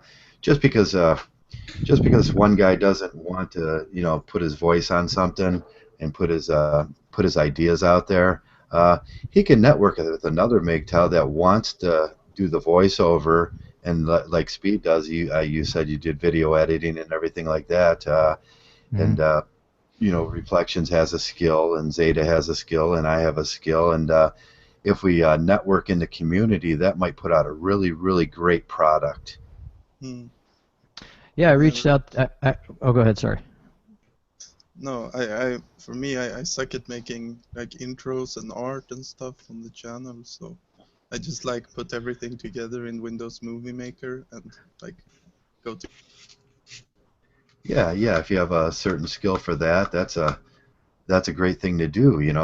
There's all sorts of things you can do in MGTOW to help the community. You don't have to make videos if you don't feel comfortable with your what you have to say. But as you grow, if you do feel comfortable, you can always go into that and have a great channel. We've seen a lot of guys hang around that now have really, really big channels. And they do help the community, but there is a learning curve in the language and the lingo that we use, isn't there? Yeah, I mean, for me it was like I had to really work on my English pronunciation, I feel like, because I was Swedish, so. Yeah. Oh man, what's Sweden like over there? I read a lot about how feminist the government is, and it's just they have huge immigration problems and all that stuff. It's really feminist place. Like, we have very high taxes, and we also have very high divorce rates and a lot of single households. So my reasoning is like, because the state basically pays for everyone if you want and get money. So the provisioning aspect is sort of maybe out of it, unless you can give more money than the state can give as a man. So maybe it's like just alphas fucking around and leaving all these single mothers, and then the state takes care of them with the tax money from all the hardworking guys, basically. So father state, sort of. And women also live longer, and we also have these statistics like higher suicides, really high workplace deaths for men, and now women are actually, it's like outnumbering men in university, like it's like 2/3 of women now in universities. I think it's the same thing in the United States as well. Everything you just described. I mean, we have a huge single mother demographic here, and I think the universities are dominated more by women. I think it's 60% female universities here. Yeah, that's part of the program, isn't it? Get yourself a baby, go on to welfare. They'll give you free schooling. You can go get a useless degree in gender studies, and then you get that. They have gender studies here also, like, and they have these like sorts of programs like to get more women into science, but they don't have the reverse, like get more men into nursing or. Yeah, funny how that works. Yeah, no, we're not going to get our schooling paid for us, even though we are more productive. There's just it's the, like you said, alpha males competing. Also in academia, it's really spread out. I remember I took an English class in the university, and they say you can't write like him as a subject or like man. It's like in Swedish you can say, instead of like you have to work, or it's like instead of you can use man in Swedish. But they say you should write something else, like one, like genderless or something. Oh wow, yeah, they're trying to eliminate the genders and vocabulary. It's crazy. That was big in France for a while. The gender neutral talk. You couldn't say him or you couldn't say she, but it always comes back to saying she, doesn't it? Yeah. because it refers to the female, and it's a pre-assumption. If we just eliminate the words man and he, like the men working sign, that what does that really do? Because there's still men working up there. Does it? And it gives a false image that if you look up on that building, you're going to see a bunch of female construction workers. No, it still comes And down I have some to. statistics also. Like I was just checking, like women work a lot less than men here also. Like maybe on average, I think 30 hours per week, 30 hours, yeah. maybe. And they also get like about 1 million crowns more in Swedish crowns Yeah. tax money more than a man on average in their lifetime. So yeah, they get a lot more out of it. Yeah, but that's the welfare program in general in most countries, because even in this country, it came out from I just call it Ohio Works, and Ohio Works says the program says that you have to try to find a job for 30 hours a week, and so they'll do that, and they'll find a job for 30 hours a week, plus they'll get the benefits. And TFM just did some research on how much they actually make doing this, and they make more than the average person doing this. And it's those lighter than air jobs. It's always some lighter than air job that HHS had created and they're usually attached to what we were talking about earlier with the you got the guy putting in the air conditioner, and you got two lighter than air jobs above that, just siphoning off the real workers, the men in society. Yeah, there's a lot of that. I mean, even in the corporate world, I was in the corporate world for a long time, and I've just been around these women that it's like I still don't know what they do. Like, you know what I mean? It's like, God, what does this woman do? It just seems like all she does is here to. Oh, here's a good story. I know I'm getting off the topic here, but It's okay. Go ahead. it's relevant. So I had a buddy who I used to work with, or who I worked with at one company, and then he went on to another company, and he called me and he asked me if I wanted to come work where he was working, so I did. And so we had this little team of designers, and we basically had no boss. We had no boss. It was just us. We had get our projects, and we just had deadlines, and we didn't have anybody kind of lording over us, like trying to poke us and make us work faster. And so eventually we find out that we're going to be getting a manager, or production manager, or something like that. So my buddy, somehow he finds out who's going to be hired to manage us, and it's this woman. He gets her name and he Googled her, and it turns out that it's this chick who's like trying to become an actress, and she's got a Reflections. Can you bring your mic down a bit? Yeah, sure. Thanks. And she's got this demo reel online of all her modeling stuff, and we're all looking at each other like, what in the hell is this chick? How is she getting this job? This is going to be our boss? Like, are you kidding me? So he trolls her out, and he finds her modeling profile, and there's all these pictures of her in a swimsuit all over Google. And I'm going, oh my God, she must be getting juiced in here by somebody that she knows, or she's dating somebody, and so anyways, this chick ends up getting hired. It turns out she has no idea what she's doing, obviously. And she's supposed to be managing a bunch of creative people and a bunch of art, graphic designers, and she completely just screws up the department, and she's trying to make all this busy work for everybody, and it's like totally redundant, and everybody's getting like duplicate projects handed to them, and it just made a complete mess of our team and our department. And eventually my buddy said, man, we got to do something about this. So he gets us all to kind of write a little email out about what's been going on in the department. and they send it off to HR, and then this chick catches wind of what's going on, and she gets my buddy fired. Oh yeah. Oh my god. Yeah, Yeah. it became sexist, did it? Did she pull the sexist card out, the victim card?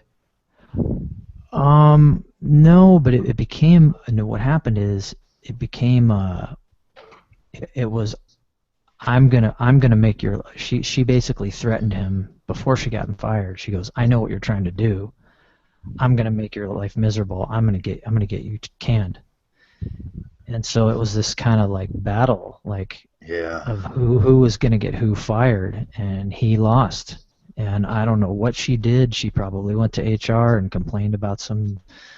She probably pulled the victim card. I don't know. But eventually, what happened is she got him fired, and then had a meeting with all the rest of us individually. And I knew how vindictive she was, because when she had my meeting with me. She Oh goes, yeah. she goes, so your friend, basically, she knew we were friends, and she knew that he got me hired there. She goes, so your friend had a problem with me. So you saw what just happened to him. Do you have a problem with me too? Oh. Wow. Yeah, You know that's what I mean? yeah, what was her special skill? Bitching and eye candy? Basically, yeah, she was just one of these kiss ass kind of make work type people, and she knew how to play the corporate game, and Yeah. she had no idea what she was doing in relation to our jobs, but she got stuck into this position somehow and was trying to make something out of it. And in the process, I go, you know what? I was talking to all the people that I worked with. So I was like, you know what? This chick's gonna end up. She's gonna eat herself, basically. Just let her self-destruct. I mean, I've seen it a million times. And what Yeah. she ended up stepping on some toes of some other women in another department, and she got on a, you know what I mean? She got on their shit list. And then, it was just about 3 months later, she was gone. Yeah. Yeah, that's a great example of feminism will eventually eat itself. Pretty Uh, much. Yep. we see this all around. I usually don't mention the F word here, and it's kind of one of my rules. But Mhm. we see it around. We see them once they have no one else. Once they don't have that men to attack. Once they achieve their objective, they'll just Mhm. start attacking themselves. Yeah, I've seen it a million times. I mean, I worked in tons of companies, and I've seen. I know them. I see them coming a mile away. They just have these like make work jobs, and they Make create work, yeah, they create drama, and they just kind of like they have to keep creating like these just busy work for everybody. yeah, And you know what I mean? And just yeah. just Busy work. I had a similar experience to that. This was back in the '80s. I worked for Mobil Oil, and Mhm. at that time the original owners were, well, I don't even know if Margaret Ritchie was still alive, but one of the original owners was still alive, and he's walking down the hall one day, and I was doing some work on some paneling or something, and Mhm. this woman walks down the hall, and she stops and she looks and she says, "Who told you to do that?" And the boss had walked around the corner at that time, and he was just standing there. She didn't notice him, and I says, well, I'm fixing the wall, and I'm the maintenance man, and this is what I'm doing here. And she said, but who told you to do that? And I said, I looked at my work order, and I said, well, this comes from the the secretary in charge of the work orders, and that's her. And I showed her the name. I didn't know who it was because it's a huge company. And she says, okay, and she walks away. Now the boss, we were on a pretty good speaking terms, and he walks by and he looks at me, and I thought, oh, here it comes. And he looks at me and he goes, who is that woman? And I says, I don't know. And he goes, what does she actually do here? and I, I kind of got smart and I says, I think she's in charge of bitching. So he had no idea either. It was a big company, and he was the actual owner and boss. And he just had this confused look on his face, like, what does she actually do here? The larger a company gets, I mean, I've heard a lot of people say this, and I believe it myself. The more redundancy there is. There's just people that are hiding in the nooks and crannies that are just doing the bare minimum. I mean, if you, I don't know if you've ever seen Office Space, great Yeah. movie. Oh It's a yeah, great movie. You excellent. know, Yeah, that's awesome. yeah, I mean that's like I've worked in those kinds of environments, and there's always this handful of people that are just kind of like, what the hell is this guy, or what does this woman do? Like, Yeah, what the hell do they actually do? they're sort of an oddity to everybody else. Like, what is that job there that's so important that they have to be there and no one can figure it out? Yeah, yeah. I mean, there was a guy that was after this girl got fired. They've had another guy come in who's supposed to manage us. Another guy that's not a designer. He's not a creative guy, and he's supposed to manage an entire team of creative people.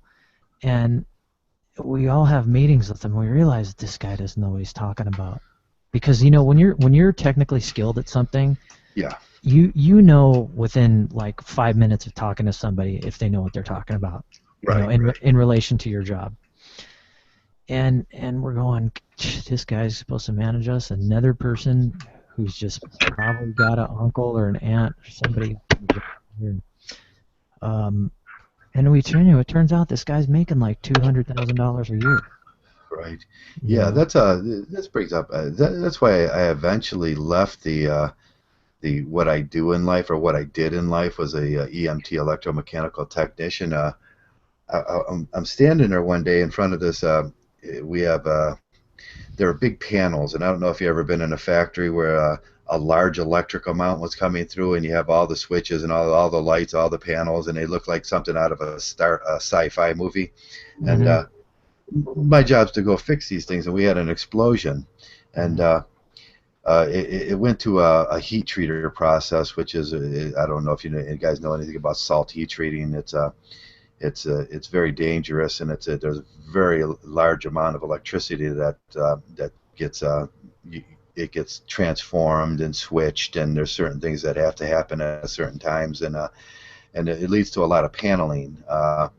So I got the panels open, and I'm troubleshooting. I'm going down, and an engineer walks up behind me, and I was hot, and it was irritating, and I was just I got my meter out, and I'm just going from one neutral to the next, trying to figure out which neutral had blown down, which neutral I wasn't getting no feedback from.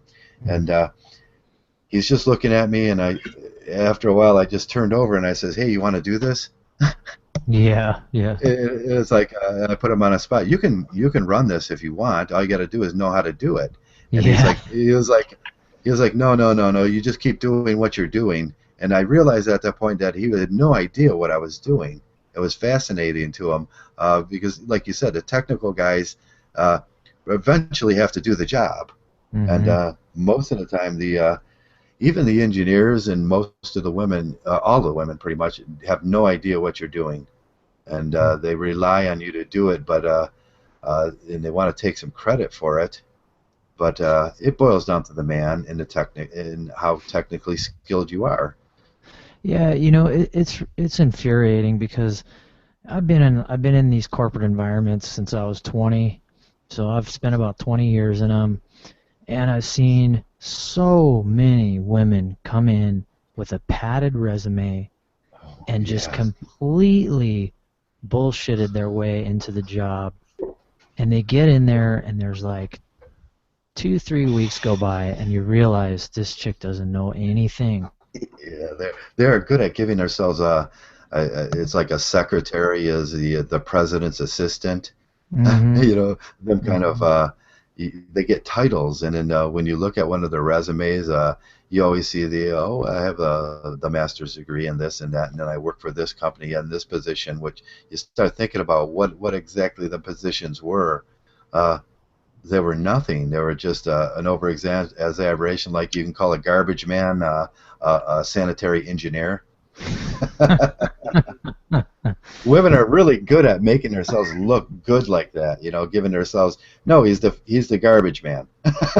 Or the custodial technician. Yeah, Yeah. I was a management in charge of custodial technicians. Oh, you clean the bathrooms. Yeah. Yeah, and you know, I worked at this company, and it was actually it was last year. I worked at this company for 3 years, large company. It's a place that we all know, and I can't even disclose the name because then I'll totally out myself. Okay, yeah, don't do Anyhow. that. But anyway, they had us in my department. They had us all on as contractors, and that's a big thing now, and especially I don't know in other states, but in California, they got this loophole. You know, they got everybody on as contractors, Yeah, and you contractor can work is getting big. yeah you can have on-site contractors for 2.5 years, I think, is the max, and then you got to Mhm. either hire them full time or you got to let them go. But then they don't have to pay health benefits doing this. Right, yeah, that's why they're doing it. I was going to say that, but you said it. They don't have Mhm. to pay health benefits, and then they keep their hours under a certain amount, but they still rely on them to do the job that, well, if you'd have just paid a maintenance man or an in-shop person, Mhm. it, they would have had to pay the health insurance, Obamacare. S- that's one of the big issues. Well, we've seen that with was it Jeb Bush the other day? He says if the Americans would just work harder, and I've noticed that there's a certain percentage of people that are working 30 hours or less, or 30 hours, and you go, well, that's because they don't want to pay the insurance bill. What an idiot. I mean, these guys are such idiots. They just Yeah, don't they are even idiots. understand economics. They you know, that's why you look at what are the majority of politicians or congressmen, they're all lawyers. All these guys are lawyers. You know what I mean? Like they don't understand the dynamics of uh, the economy, and you know they just spout off these bullshit numbers, and people believe them. The wage gap and all this crap, and Oh yeah, the wage gap. That's an interesting one. you know, and going back to I just want to wrap that Okay. story up. Is so I worked for this company for 3 years. I mean, the first 2 years I was there, I was just busting my balls. That's what I do. And I get in, I want to prove myself somewhere. I want to show my value, and you know, in the past that has worked. I've gotten hired full time. I've never been fired. You know, I've never had poor performance anywhere. You know, I've always been a hard worker. Okay. So I'm at this place for 2 years, still a contractor, still going. What the hell do I have to do to get them to hire me full time? This chick comes in, totally padded resume, college degree. See, that's the thing is I don't have a degree. I'm self-taught. I went to continuation high school, you know, Okay. and they hire this girl full time right out the gate, and I was just floored. I'm going, Jesus, man, like, th- that's when I really saw the forest through the trees, man. I'm just like, there's just nothing makes any sense anymore. I just busted my ass for 2 years at this place, and they hire this girl full time with benefits, with stock options. And guess what happens? She's there for about 3 weeks to a month, and they can her. Yeah. And Oh, I'm going, what happened? They go, oh yeah, she totally lied on her resume. She had no idea what she's doing. And I'm going, well, what the fucking hell, man? There's tons of qualified people here. You got sitting here as contractors, and then you're hiring these idiots that don't know what they're doing full time, and then you got to let them go. And I saw it happen like 2 times while I was there. Yeah. And I'm And that's a huge cost, to the employer right there. right. Yeah. To Training. retrain people, it costs money because you got that I don't know if it's the same with you guys there in the States, but there's what's known as here in Canada as an incumbent period, which is usually 3 months, okay? And then there's a legal obligation, then legal obligations kick in after that, with employment standards. Is that similar to what we're talking about here? Yeah, they got a probationary period here. 3 months Probationary. is usually it, but that's Right. that's been my experience in the past. But Jesus, you know, I was just at this place for 3 years, and 3 years, yeah. They skirted the system. Yeah. There's no union protection anymore in the work to right states. It looks good all on paper and everything, but when you boil it down, it's horrible for the regular guy employee. You know, the guy that just wants to come in, earn his keep, and mhm. learn something.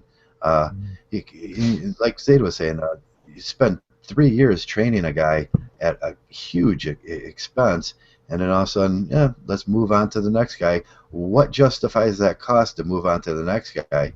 Healthcare, benefits, stuff like that. It's a problem nowadays, and either way you look at it from both sides, and it goes back to that, from both sides they're both wrong, and there's got to be a happy medium somewhere in this work atmosphere. Yeah. This one, I Go ahead. watched this survival documentary, like, or it's like, yeah, one group of men and one group of women are supposed to survive on an island. Like, Oh, they yeah. get some basic tools, and Mm-hmm. you just look at the differences between the female and the male group, how they do. It's like Mm-hmm. the women's camp look like shit, and basically they're just bitching and just sitting around, and who's Mm-hmm. gonna do the work, like, for us? Mm-hmm. And in the men's camp, it's all nice. They have, like, sort of like really nice house to sleep in, and they've made, fireplace, dining table. They have water. They have everything. So it's like, it's basically like, if this apocalypse were to come where everything collapses, then it's like all the women would be like, "Wow, what are we gonna do now?" Yeah, feminism would go completely out the window. Yeah, yeah, we've Yeah. seen a great example that Shining put a video up on that one. I think Reflections that watched it with us, we were talking about it, where it actually turned into a sort of Mgtow a Mgtow atmosphere on one of those shows where, well, the men were like holding back some of the goods and services, or what they could do, and saying, Mm. no, this is what you're going to do now. And because the women wanted some male utility benefit, but hey, in those kind of situations, and that's what we say in here after the collapse, and some of the guys want to see the collapse, some of the guys just want to see things straightened out. I don't know if there's too much water under the bridge already, and the collapse was eventual here, but that's what it will be like. If you want to extract a utility, you got to come up with something, and what do they have to work with? Mm-hmm. Barter economy. That's exactly it'll what be it would. a barter economy, and yeah, that's will that be good for feminism? No, but it'll be interesting to see if feminism takes responsibility for that. And like we say, accountability and responsibility is not one of their finest traits, is it? Well, that's a scary thing to me about MGTOW is I just feel like eventually, if we do have that socioeconomic collapse that everybody talks about, which I personally feel will eventually happen. I don't know if it's going to be in our lifetimes, because I've been following this for about 4 or 5 years now. You know, after the 2011 market crash. Yeah. Or was it 2008? 2008. Yeah. Yeah. Sorry about that. And it's just you could look at the direction society's going. I mean, you know, nothing against transgenderism. I think everyone should be happy to be what they want, and you know, just follow your path and stuff. But like, I'm starting to see these children with sexual identity issues, you know, and it's this is kind of getting into it's going a little bizarre now, because you got, like, you know, kids that are like 8 years old coming out, and it's like, I think children, they don't even know what they're doing yet at that age. They just are imitating what they see in society, and they see what's in popular culture, and they just are doing what they're seeing adults do to get attention. They see Bruce Jenner getting all this attention for going transgender, and you know, the social media. Made an episode about this transgender thing, with Cartman he was saying he was transgendered so he would get his own bathroom. And make it really nice, and all the things he wanted in there, like a waterfall and classical music, and like lights that you can clap your hands, and Yeah, I didn't see that one, but yeah, you know, it's I just feel like the trajectory that society's on is not the healthiest. No, I feel like, because women control most of household spending, right?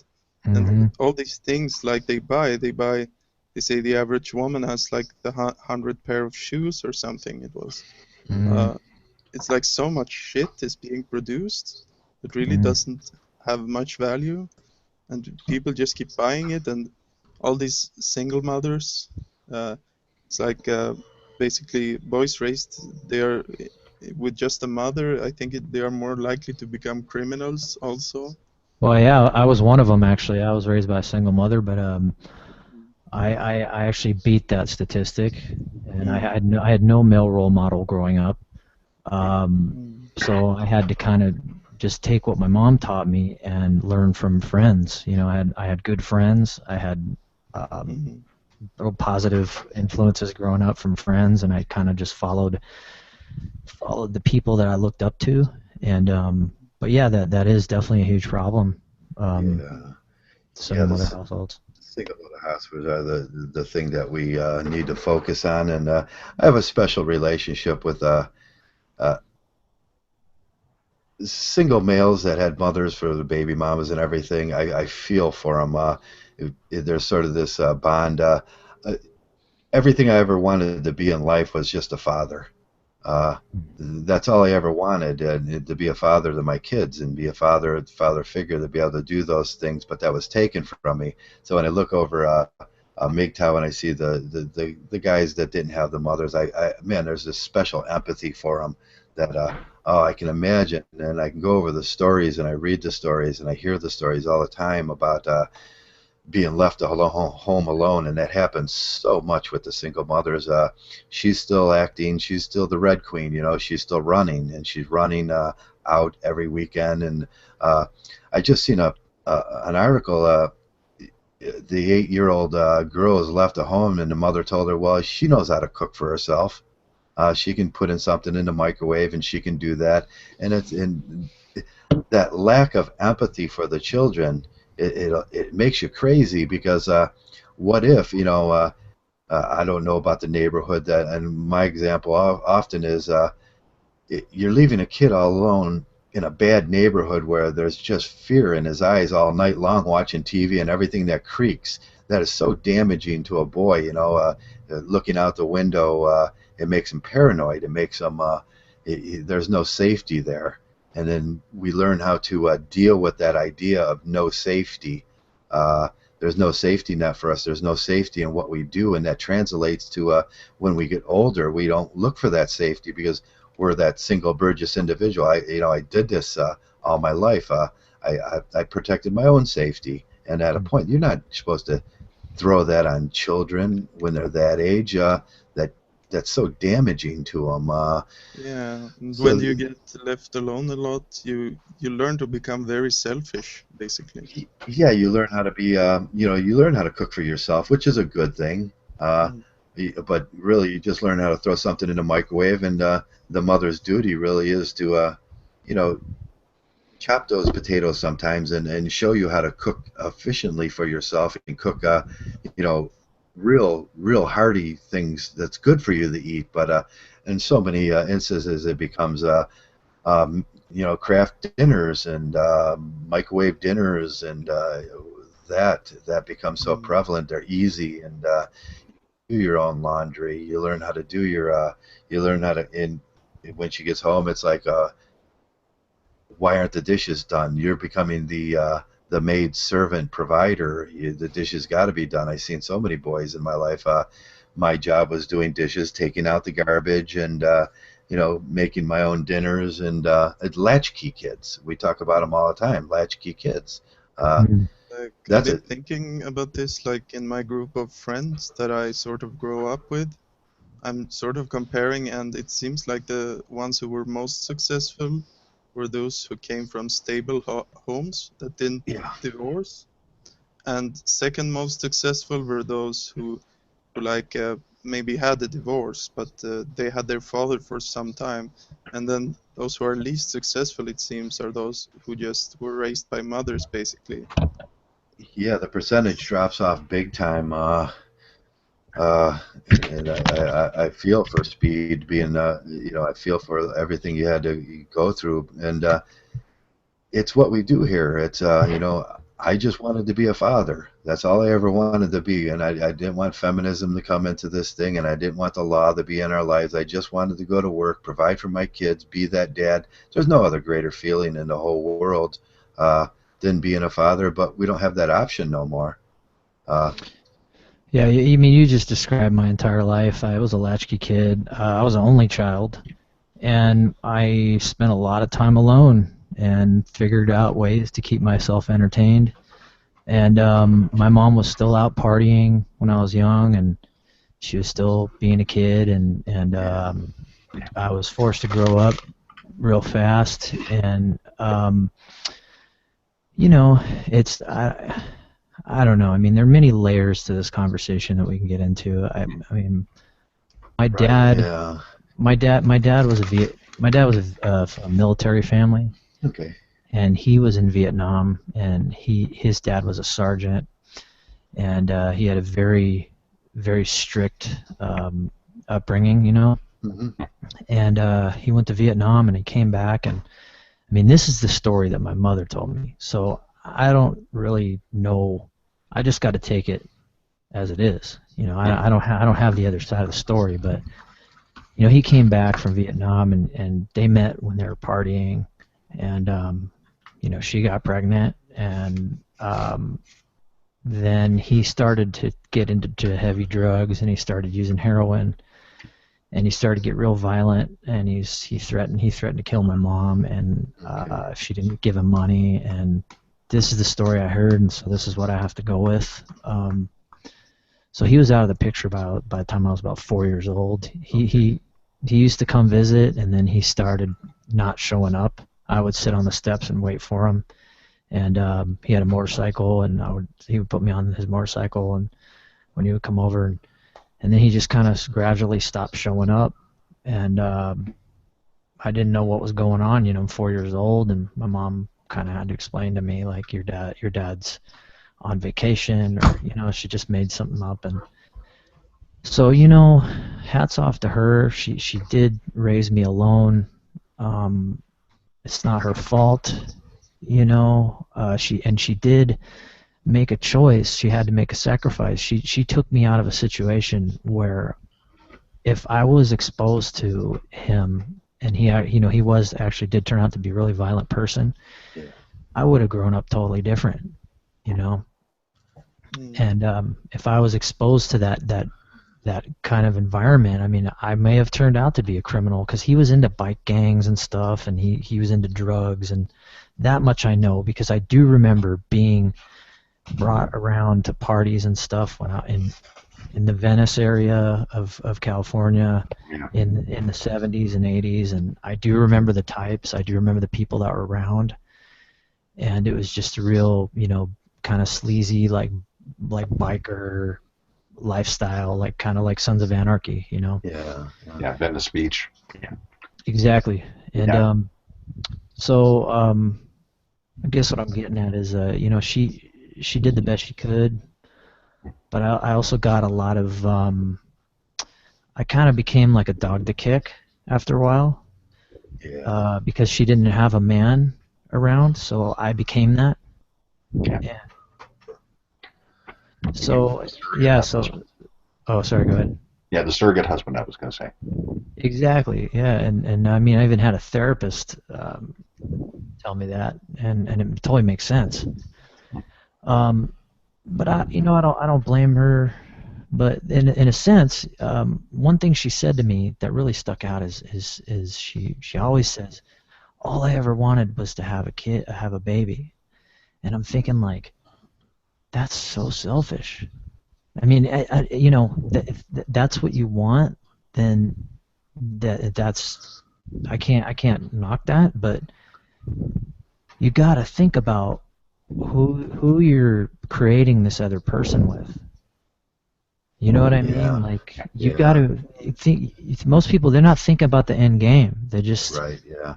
You know what I we mean? see this a lot with. I don't know about your age now. You're going to start dating the women that are going to tell you my biological clock's ticking. You know what? Oh, I remember that one. Yeah, Did you ever have any of those? Like, Oh, you just want to have a baby for the sake of having a baby. They have to, Trigger for me. yeah, they have to fill their quota. You know, it's like, Yeah, yeah. It usually happens after about 26, when you're 26. That was my experience with. Yeah, when are we gonna have a baby? When are we gonna have a? We're not even married yet. We're not. Anyway, That's where you know you where have that to be goes, really right? careful also, because mhm, they can like poke holes in the condoms and stuff. Yeah. mhm, Oh, yeah. mhm. Everybody's Oh yeah. awful Oh yeah. now about the sperm thefts, and you still got to pay child support even though she steals your sperm. We had the classic example of the dentist lately. The woman gave her an essential blowjob or whatever it is, facial, and uh, she put it inside of a cup and then inserted it in herself, and the court knew about that. And it's like, oh, yep, still got you on the hook for that. He says the judge said it was a gift. Wow. Oh, Wow. wow. That's Unreal. some, yeah. When does it become a man's body, his choice? We don't have those same rights in America. We have no my body and my choice. Uh, it goes down to accountability and responsibility for, I don't mind paying taxes Hmm. to make a better community, but they forget about those taxes and where they're supposed to use them. And that's what this is for. We can pay the taxes for the single mothers, but you can't come back to the father and say, well, we're gonna triple, we're gonna hit him double, and then all of a sudden that's 2/3 of his check, and then the males have to live in poverty, and then it creates another section of poverty. So they're creating poverty because of the overtaxes and the child support, and then they put him into the same system, and then start counting him in the system that they created. Mhm. And so it's the government recidivism in that thing, and they're creating poverty at this point. And we just seen it go up this week to what was it, 15%? What's that? What's that number? Unemployment? Poverty, yeah, Oh, poverty. poverty level in America, and 15%. And we were supposed to cure this 8 years ago or 6 years ago when we elected Barack Obama. Yeah, we all applauded. Now we're going to start working on this poverty thing.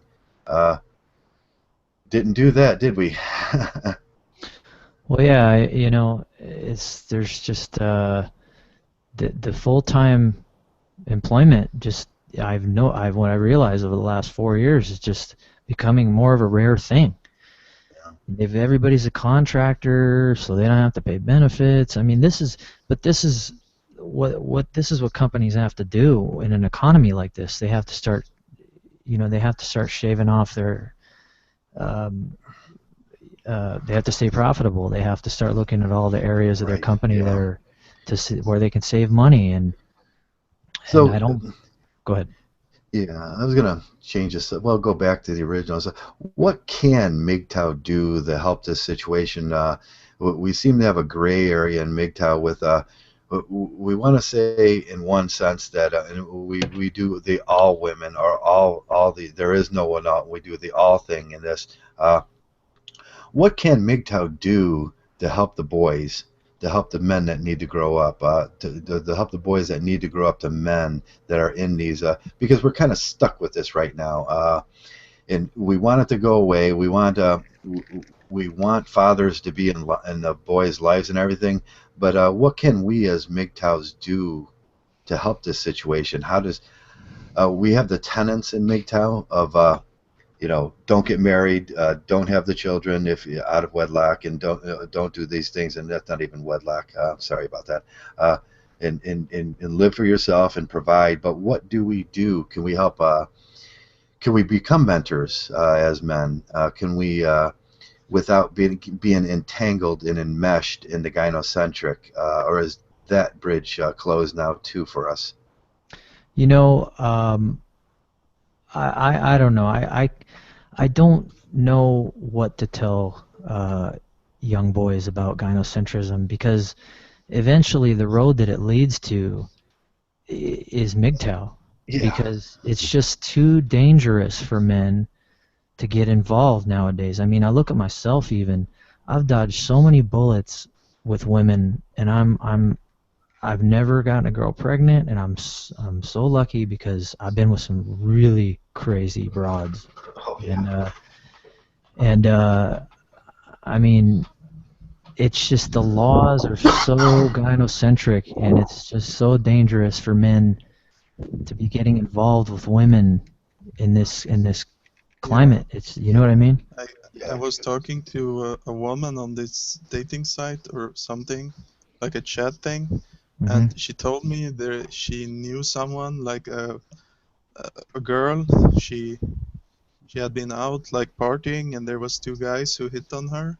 Hmm. So she decided to have a threesome with them. Hmm. She was a bit drunk and then stuff like that. But after that, the following day she regretted it. So then she Oh, here we decided go. to, Oh yeah. yeah, Regret file, rape. yeah, she said it was rape. So then they ended up paying her, a lot of money in the end. See, that's a scary thing too. I mean, it's dangerous to have sex even nowadays because a Right. woman can the definition of rape has become so vague that a woman can have sex with you and then regret her choice and then revoke her consent after the act has already happened, and now you got a court case on your hands. Right. Yeah. This is You know what I mean? the risk is just phenomenal out there, and all roads do lead to Mgtow eventually. I think, and it's a sad situation that it does have to boil down to this. And we could be here. Yeah, I mean, my idea is like there are lots of other ways to find fulfillment in your life than going after women. For me, it's like meditation and all that. Yeah, Uh, but I've heard from a couple of guys. They have the longing to be the father. They have the longing to be, you know, to just influence that and everything. And we see a lot of the MGTOWs are dabbling in the ideas of surrogate mothers and stuff like that. Now, them are some paths you can take, but can we as MGTOWs support groups like the Boy Scouts? When we look, we all look to donate here and donate there because it's just the way men are. Can we donate to pick specific groups like I hate to say fathers and families, but like what's that group that comes out and they you get the boy for the day and you take him out and do something with them, stuff like that. Uh, we can give money to those programs and feel good about that. We can give money to the Boy Scouts and feel good about that. Uh, what other boy programs for men, young men, and even they have uh, they have these college funds for boys. We can donate to college funds, and there's a ton of funds out there you can donate to, and just kind of help out in your own way, whatever you can do to make it better. But always keep in mind you're a MGTOW, and you're not going to add to the problem anymore.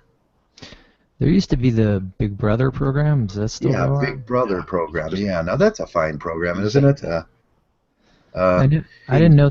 Organized Oh, go ahead, sir. heavily, though. They're going through vulnerable. That's one thing. If you want to become a big brother, they're going through vulnerable sector checks. yeah, And searches, and I mean, at least here is where I'm living.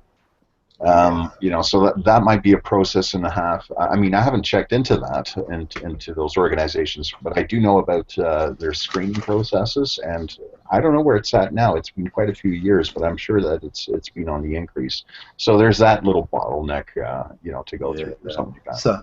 somebody yelled pedophilia, didn't Oh they? yeah, yeah, yeah, and that's a breeding ground. So I mean, it's an important criteria actually to watch out for if you want to organize something like that. You're going to be vulnerable to pedophilia and all that shit.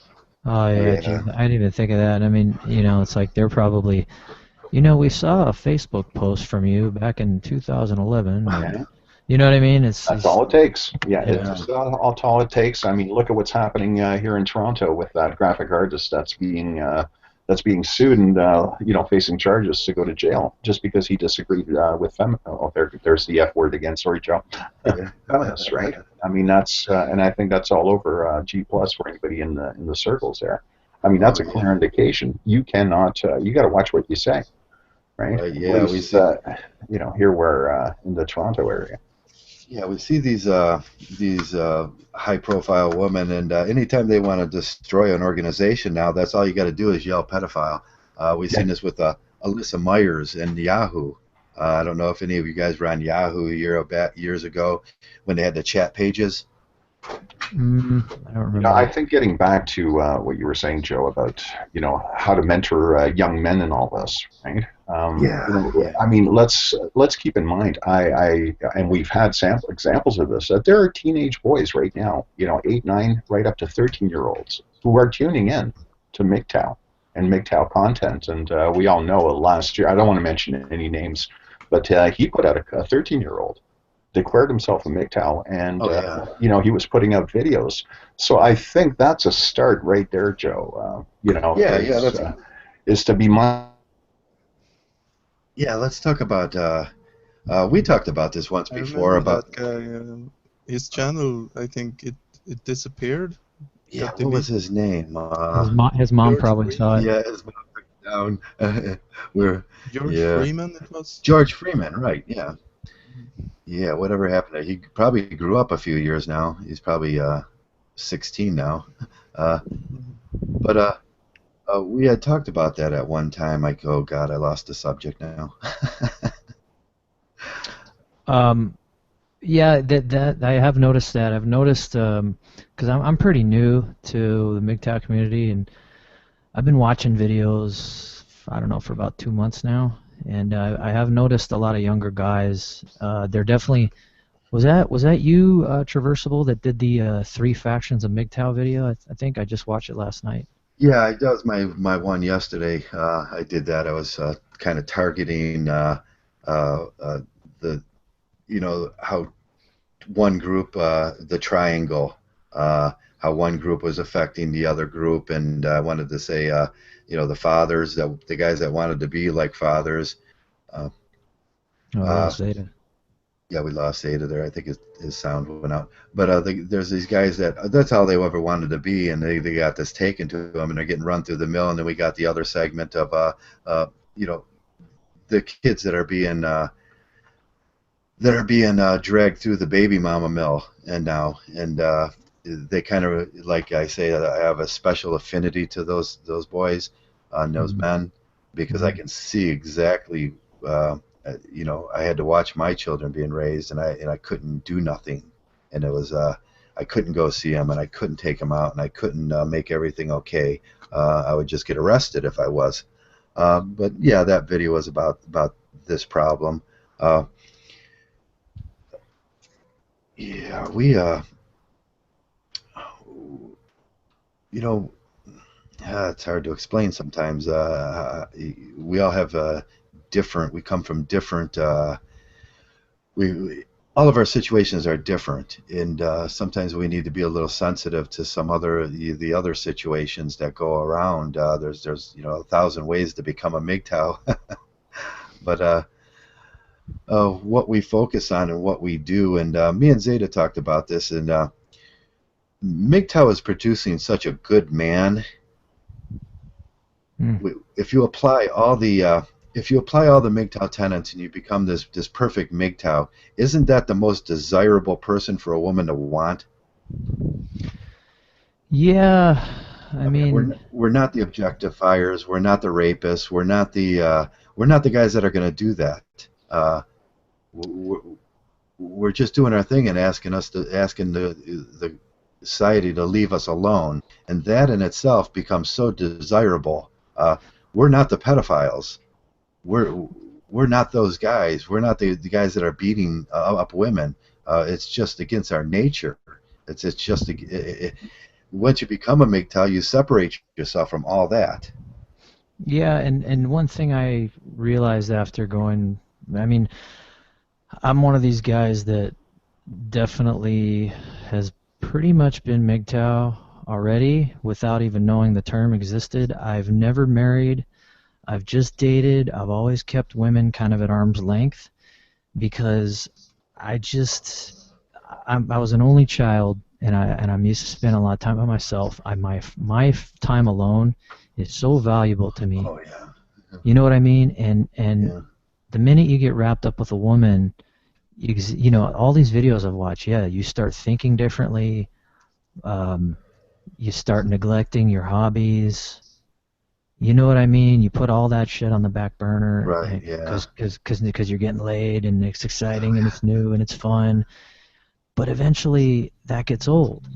And now you realize, oh, well, shit, I stopped working out for the last 6 months. I stopped playing guitar. My guitar skills are totally, you know, gone. Yeah. And so I'm one of these guys that I've always kind of women usually they just end up getting to this point with me where they just get totally frustrated, and they start because I won't allow them to control me. I never did, and they start with the shaming. I mean, I had this one girl that I was dating, and speaking of pedophiles, she basically, when I broke it off with her, she came to my apartment to basically chew me out and cause a scene.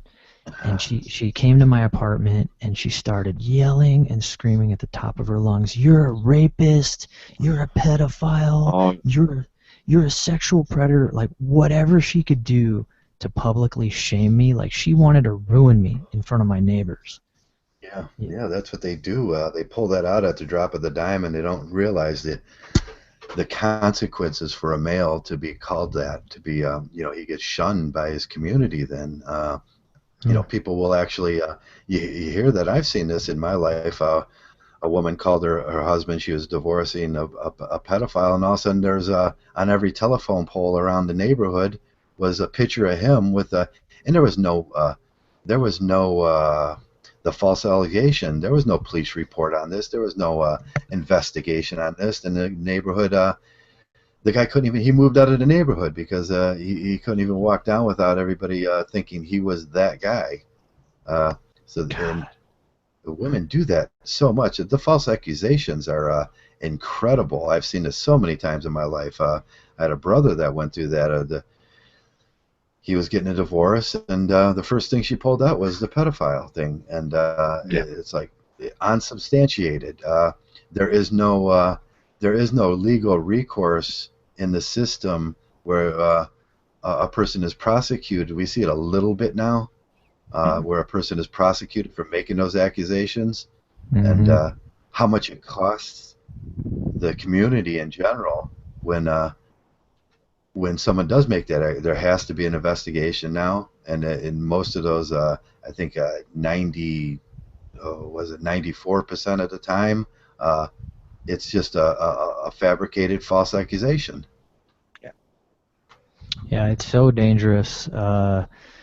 And the more emboldened women get, you know, with these, the thing with this new, I forgot the guy's name, but the one that Zeta was talking about, the guy, the Twitter guy, who's he's facing 6 months in jail or whatever. I mean, these kinds of, that's right. These kinds of cases that show up in courts, these are, this is a sign of the times. I mean, these cases define what direction society is going to go in. And the college rape cases that pop up, you know, every couple months. And, you know, if the law passes in the woman's favor, I mean, for these women that have brought this guy to court, I mean, that sets a precedence. It sets a dangerous precedence, you know. And yeah, up in Canada. Well, I'm keeping an eye on that one, on this particular case. It's coming up in October. Okay, I live in the same city in Toronto. And, you know, I'll keep you guys posted. But if this does pass, if something, depending on that judge's ruling, this is going to definitely set a precedence about things are going to come. At least I know that in Canada. Yeah, the big concern with this one is females can now spin this into, if you disagree with them, they can say, well, that's just hurt my business, and whatever her business may be. In that case, they're saying that it hurt their business. Or what they did. They were graphic designers, were they? I'm not sure. Oh, the guy, yeah. Yeah, and he said, no, I don't agree with this. And now you can go to jail for disagreeing with feminism because they say it hurts the business of feminism. Yeah. Jesus. Well, and if you, Go ahead. but that's not too far from the truth. I mean, let's face it. Above and all else, that's what feminism. It's big business. Yeah. It's big business nowadays. Yeah. So Oh yeah. in Canada, that has real profound implications because what you do, Zeta, and what the honey badgers do, and what the guys from Toronto, it could be wiped out. But it could just be wiped out because of the lawsuits that may be. Everybody will be in court then, and we've seen this so many times with litigiousness of females. Once they get they're all going to go to the bank then, and the bank is the bank is now the courts. Pretty much. Well, everything's interrelated there.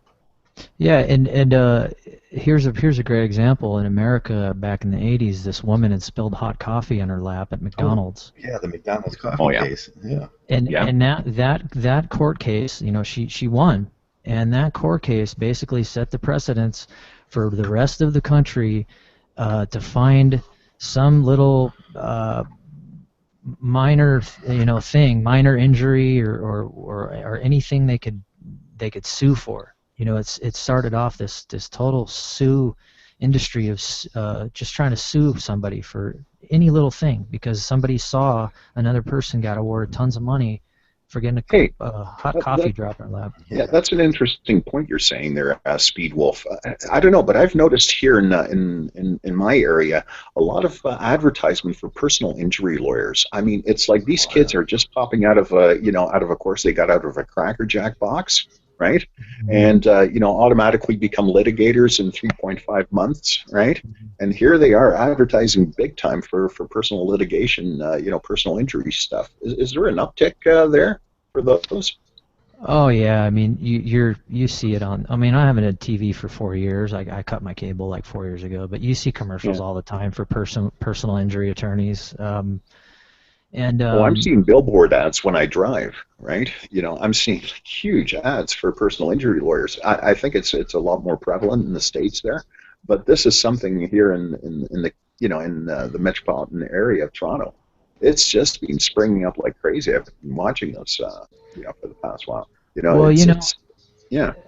victimhood industry is becoming larger and larger, and it's people like Anita Sarkeesian who are helping it along because you can, if you really look hard enough, you can find anything to be offended by. I mean, what do they want to do? Do they want to just nitpick the human experience to where we're all just kind of living this humdrum, mediocre life where nobody wants to say anything and nobody wants to strive harder to create something better, create a better world? So somebody like Anita Sarkeesian, she's created a whole career for herself by trying to censor video games.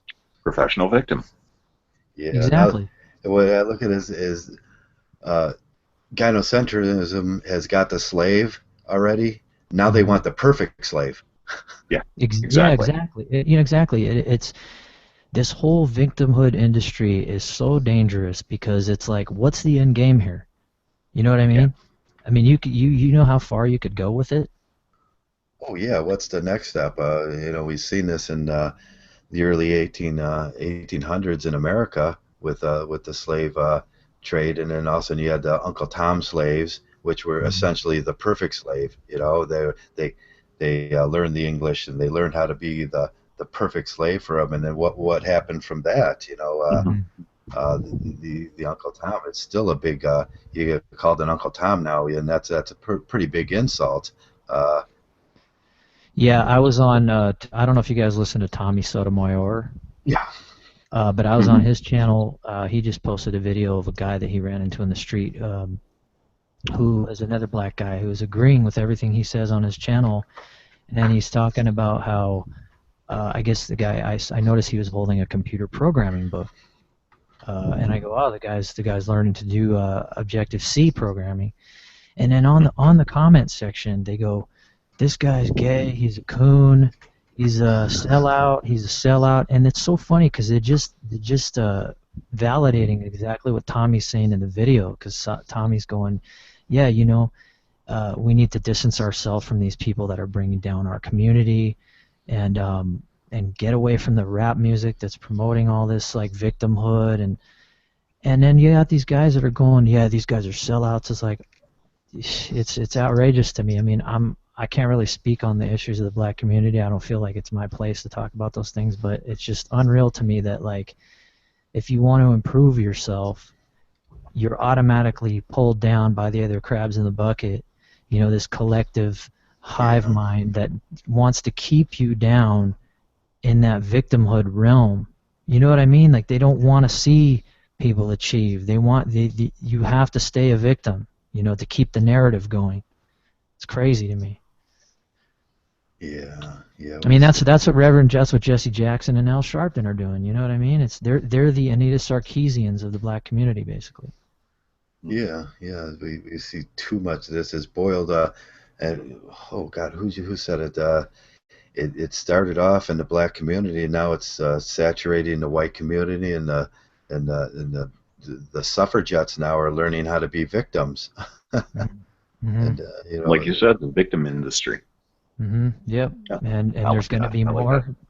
but it encompasses all men now. It just you know, there's so much risk and so much you can't even talk freely anymore. That's what this is about. Men talking freely amongst themselves, and one of my rules is that don't say the F word, because, you know, hey, maybe someday we won't be able to say the F word, and we might as well get used to it now. Yeah. Well, you know, this is one of the last. Mgtow is one of the last truly male spaces left, and that's why I'm here, and that's why this is this is my place. Like, I have a lot to share here, and we can talk about things that are taboo, and it's one of the last places that we can do that. And I'm just, you know, I just feel like it's just a matter of time before YouTube starts striking some of the Mgtow channels, because I noticed that who was it? Somebody just got a strike, and they're going to leave the community, and because they said something offensive about a girl on a dating website or something like that. Oh, that's interesting. I haven't heard about that one yet. As a news, I know Sexy Mgtow just went through that, and they got him off. And is there another one out there now? I think it was I Am Bell. He got a strike Bell on his channel for saying something about some woman on a dating website. That was the reason behind getting the strike.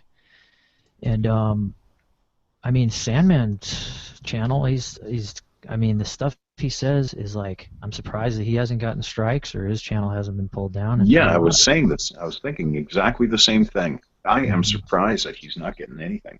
And another he's thing, up to what, 30,000 right now? Mm-hmm. And I've seen a lot of people picking on women on Tinder and on Plenty of Fish, and I mean, it's just a matter. I mean, yeah, you know, I completely agree with a lot of things that these guys are saying about the dating websites and stuff, but I just feel like if this victimhood complex thing is getting so out of control that they're going to be coming after the Mgtow channels eventually, because what we're talking about is so open, and we're basically pulling back the curtain on the Wizard of Oz, talking about female nature and just society, and, you know, the way men are treated, and it's just like a dirty secret that, you know what I mean, that people. Well, and it also had its own lexicon throughout the decades too, as well. And that lexicon was, you don't dare question, and you dare not ask the question, right? Right. And that's how a lot of boys, and that's I think that's the crux of the problem right there, is generations of boys, you know, growing up with that, you know, not being able to ask those questions because they're seeing the conflicting messages, pretty much everything that we've talked about here, right? Yeah, there's that old saying, if you want to know who rules over you, just look at who you're not allowed to criticize. You're not allowed to criticize. Yeah. And it's like, thinking, like, what if, you know, you could get into a school for like and speak to all the boys there, like speak about Mgtow, like you take a tour to different schools and you speak about Mgtow. oh geez, man, that would get shot down so fast. Oh yeah, the gender studies course for men. Oh yeah, no, there's no Yeah. way in academia. There's no way that would Yeah, even they see fly. that as they would see that as dangerous. We'd be violent, and they equate violence with this too, don't they? So they so easily equate violence with MGTOW, and that's usually what the MGTOW producers get tossed for because there's some idea that being misogynist now is being violent, and that's a false equation. And there's it's telling the truth, and we're not misogynist, but we sort of embrace that and say, okay, just call it what you want. It's just another one of my names. But But could you do it telling, under the guise of like you say like I'm a transgender lesbian, like I'm a woman trapped in a man's body who's also lesbian. yeah, I'm a yeah, And lesbian this is trapped how I in. live my life or something. yeah, yeah. Me and lesbians got a lot in common. We both like the same things. I think it was Turd Flinging Monkey who said like everyone should say they are, to get, all the privileges that women have and stuff, you should just say I'm a Yeah. transgendered lesbian. I'm a transgender. I'm re-identifying myself as that. Yeah, that was one of his first videos, I think. God, I can't remember that far back. That was one of his first videos. Just say you're a lesbian. Oh man, that's a. But that's the way it's getting now. Well, I had this thing till 2 o'clock. We've exceeded till 2:30. I was kind of thinking about wrapping it up pretty soon. Does anybody want to do some final comments on Mgtow, some summations? I just want to say one thing. I know that there's a lot of channels that are still harping on feminism, and they're still harping on women are evil and all this stuff. Yeah. I think eventually MGTOW's got to move past that, because that just gives feminists ammo to call us out as all sexless virgins and misogynists, and that goes back to your point that men are violent. And I think eventually, Yeah, we have that's to move past that. that's sort of what I do with my channel. It's almost like personal development for men, basically, in the context of MGTOW. So Yeah. it's mostly positive message, I say. That's great. Yeah. And I think our channel too is also an offshoot of that. I mean, we're moving past, and Joe and I have discussed this in our private hangouts too as well, that we're moving way beyond that too as well. Let's start focusing on men's health, the sciences surrounding that. And that's what this whole channel was created about, and the theme around this. That's the direction, and what you've contributed here, Speedwolf, was just outstanding. Really wanted to thank you for sharing what you have. Thanks for having me. Definitely got something going here. So sorry I had to cut out earlier on. My laptop overheated, so technical difficulties. I'm just transmitting right now from my phone, so I'm just getting back on track here. But no, it's been an outstanding talk. I just wanted to add that. Yeah, I always go the easiest way to divert all the attention from the F word and is just not say the F word and focus all of our attention now on men and boys, and that's our job. That's what we're supposed to be doing. And how can you possibly say there's anything wrong with that? And if we just focus on men, focus about getting men better, fixing the broken men. Getting them back into society in a Mgtow way where they can be comfortable with being in society and being productive for themselves, and then focusing on the boys coming up and helping the boys doing, trying to find programs where we can be helpful and we can be manly and masculine. That doesn't give them anything to shoot at, and it's the way to be a Mgtow. And let's we can toss around the women are evil thing in an evolutionary sense, but that's just small talk. The real goal in Mgtow is to focus on the men, and let's get healthy again. Let's get masculinity healthy again, and that's about it for me today. There you have it. Okay. All right, guys. Well, I need a good glass of water. I'm parched as hell. Yeah, me too. I was gonna run out there and make myself something, and I think I'm going out to I think the guy who called me, we're going to go out to dinner here and try to find something good to eat in the neighborhood on a Sunday, sunny Sunday afternoon, which is a damn fine thing. Great, great. Enjoy yourself. Reflections. Did you have any last thoughts?